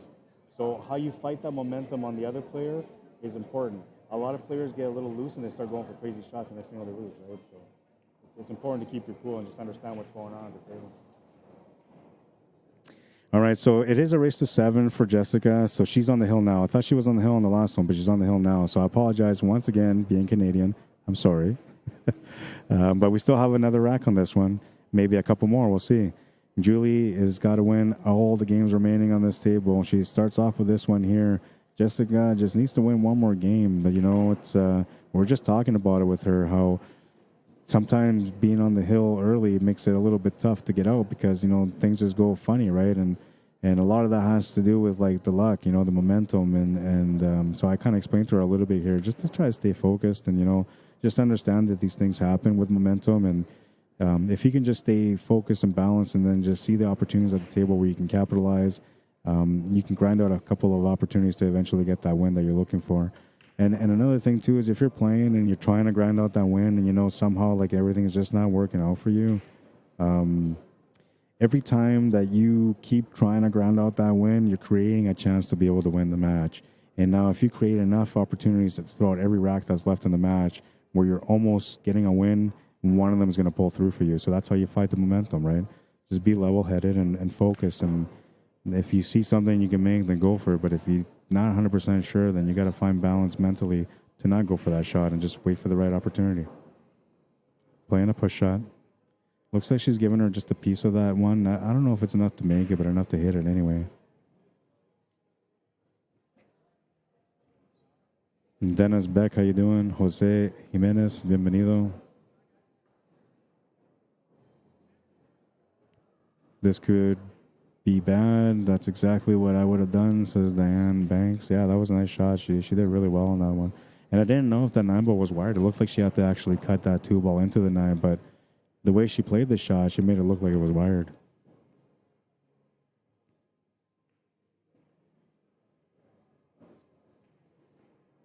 Oh, it's a great pool coming up for you guys all throughout the week. Tomorrow we start with the 8-ball singles. That was a good shot too. Very, very nice shot. And then I believe the day after, hang on, I'll look at the schedule right now. I'll tell you guys what the schedule is. All right, so we did the 9-ball singles on the first day, and we did the Scotch doubles on the first day. We're now in day 2. We're continuing the Scotch doubles. We're continuing the 9-balls, like the 9-ball singles, the championship matches. All that's going to be coming up today. And then as of tomorrow, we start the 8-ball singles. That runs for basically 2 days. And then on the 17th, we do the 9-ball teams. It's all divisions, so it's handicapped 9-ball teams. We have open 8-ball teams also starting on the 17th. And then we also have the standard 8-ball team starting on that day. And then on the 18th is the sportsman second chance team. So lots of great action coming up your way. And the teams event's going to be exciting. I think you guys are going to really enjoy that. We'll see how that all plays out, but I'm pretty sure you guys are going to love the team competition. It's the best part of the tournament when you see everybody getting involved and trying their best to win their matches. It's fun to watch. It gets better as you progress through the rounds too. You know, like the level of play just gets really intense. I look forward to the team event. I love the singles though, you know, because that's like the warrior stuff, right? Like it's you against the world when you're playing in singles, and how you perform and how you do, like it doesn't matter to anyone else. It's just on you. So you do your best, you play your best, and you know, if you win and you do well, you feel really good going into the team event. And if you come up a little bit short, you know, you get a lot of games in, you get a chance to get a feel for the tables, and you know, you usually feel pretty good even if you come up short because you feel more prepared for the team event.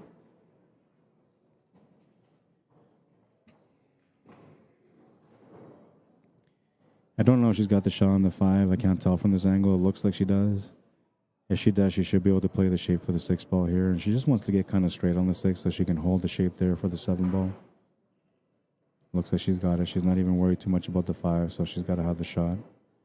And she did. Got out of position a little bit here, but it's not too bad. You can just play a stop shot. You know, it's going to go up towards the 8-ball a little bit, but it shouldn't be enough to be able to hook you or to make you shoot over the top of the 8-ball. Just a little bit of a drawback here would do too.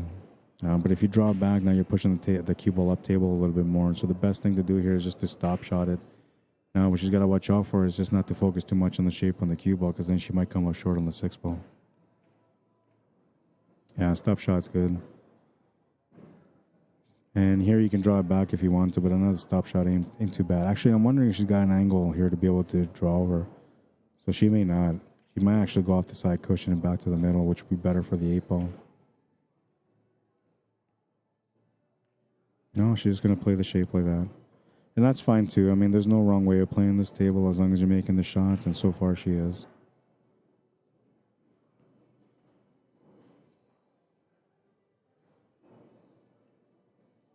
We'll take a look at her angle here and see if we can see. So it's not too bad. So the reason why she's hesitating is because, you know, you have to come up with a shape shot for the 9-ball. And to go through the ball is probably the best way. So she had to reset and make sure she was ready for that. And that was a beautiful shot. That's the way you're supposed to play it.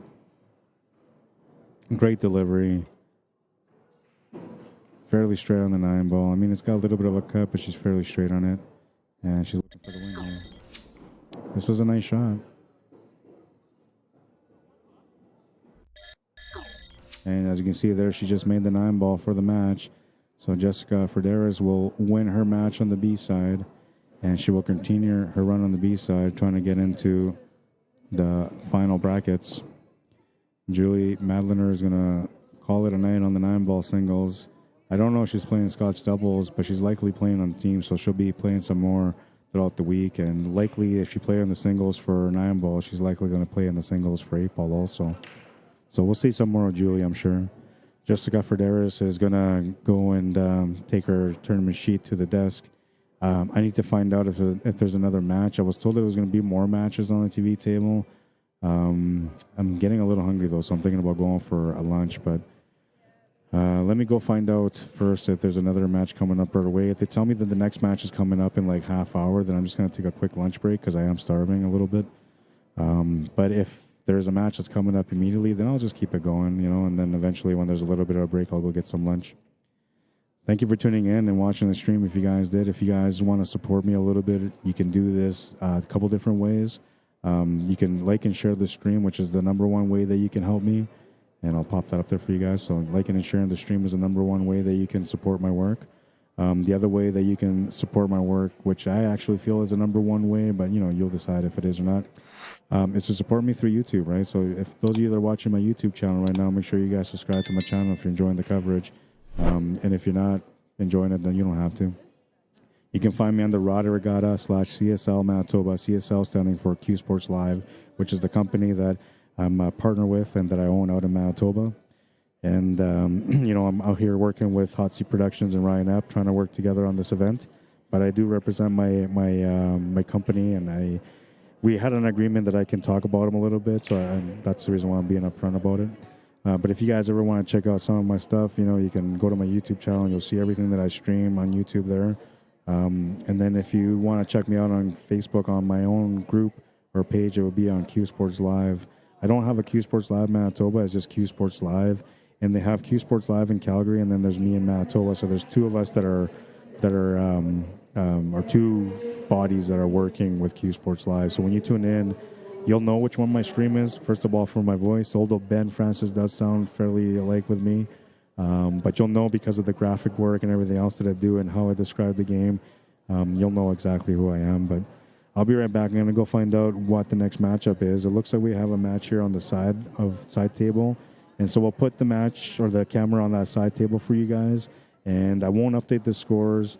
I'm not going to put the scoreboard on there because I have no idea who they are. But I'm just going to do that as a fill-in so you guys aren't staring at a blank table like you are right now until I find out what's going on for the next match if there is one, okay?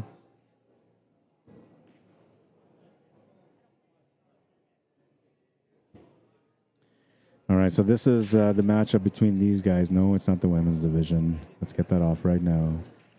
Guys will be like, hey, I watched you playing in the women's division today, man. What's up with that shot, bro?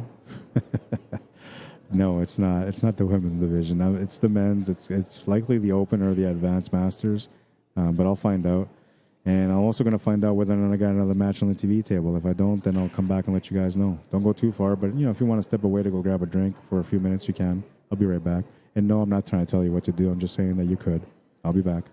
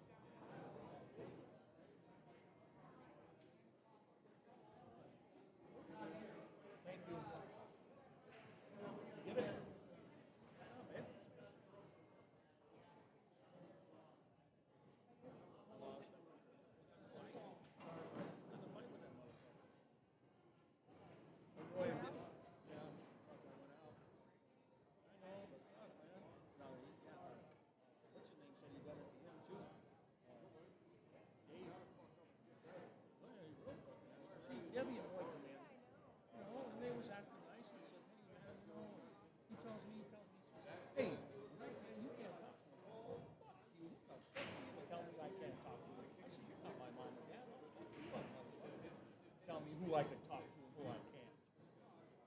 You know what I mean? I'll rip your head off and piss down your throat, I told him. Yes, I did. He pissed me off, man. He's a fucking cockroach. Dave said he done it to him, too. Dave's nice said, I wanted to fuck him up.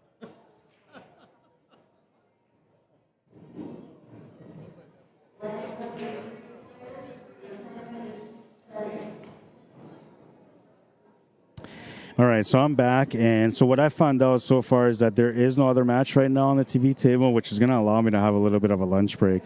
I'm gonna try to be quick about it. They told me I have an hour for a lunch break, but I'm first of all, I'm gonna call my family because I miss my family. I want to see my little guys and my little girl. I want to see them all. So I'm gonna take a few minutes to call them. Then I'm gonna go downstairs and try to chow down real quick, and then I'm gonna come back. They told me an hour. I'm going to try to be back within a half hour, 40 minutes. And then from there, I'll continue to stream. Then I won't have another break again until around like 9 or 10. So we'll have some good times coming up on the next streams, I promise. Looks like that match was done too. So we'll go back to the main view here.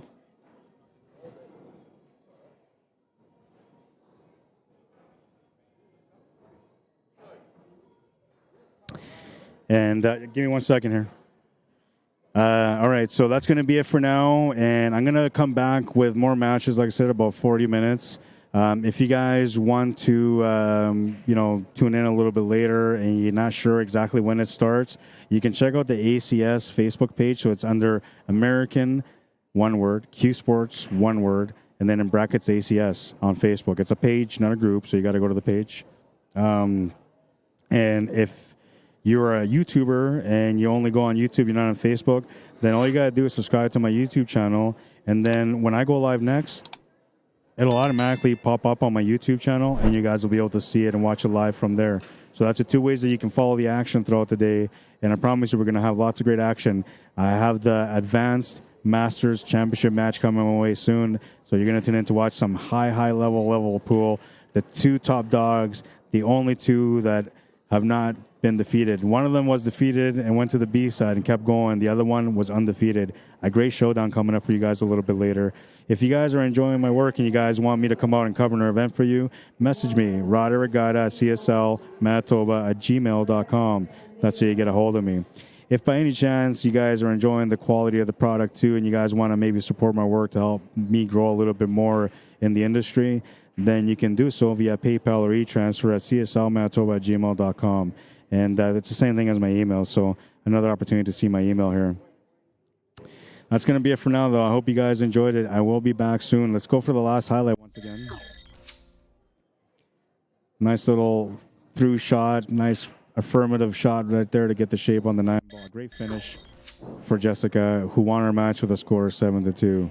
That's going to be it for now, guys. I'm out of here, man. I'll be back in about 30, 40 minutes. I'm going to try to be fast, though. All right? I'll see you guys soon. Cheers.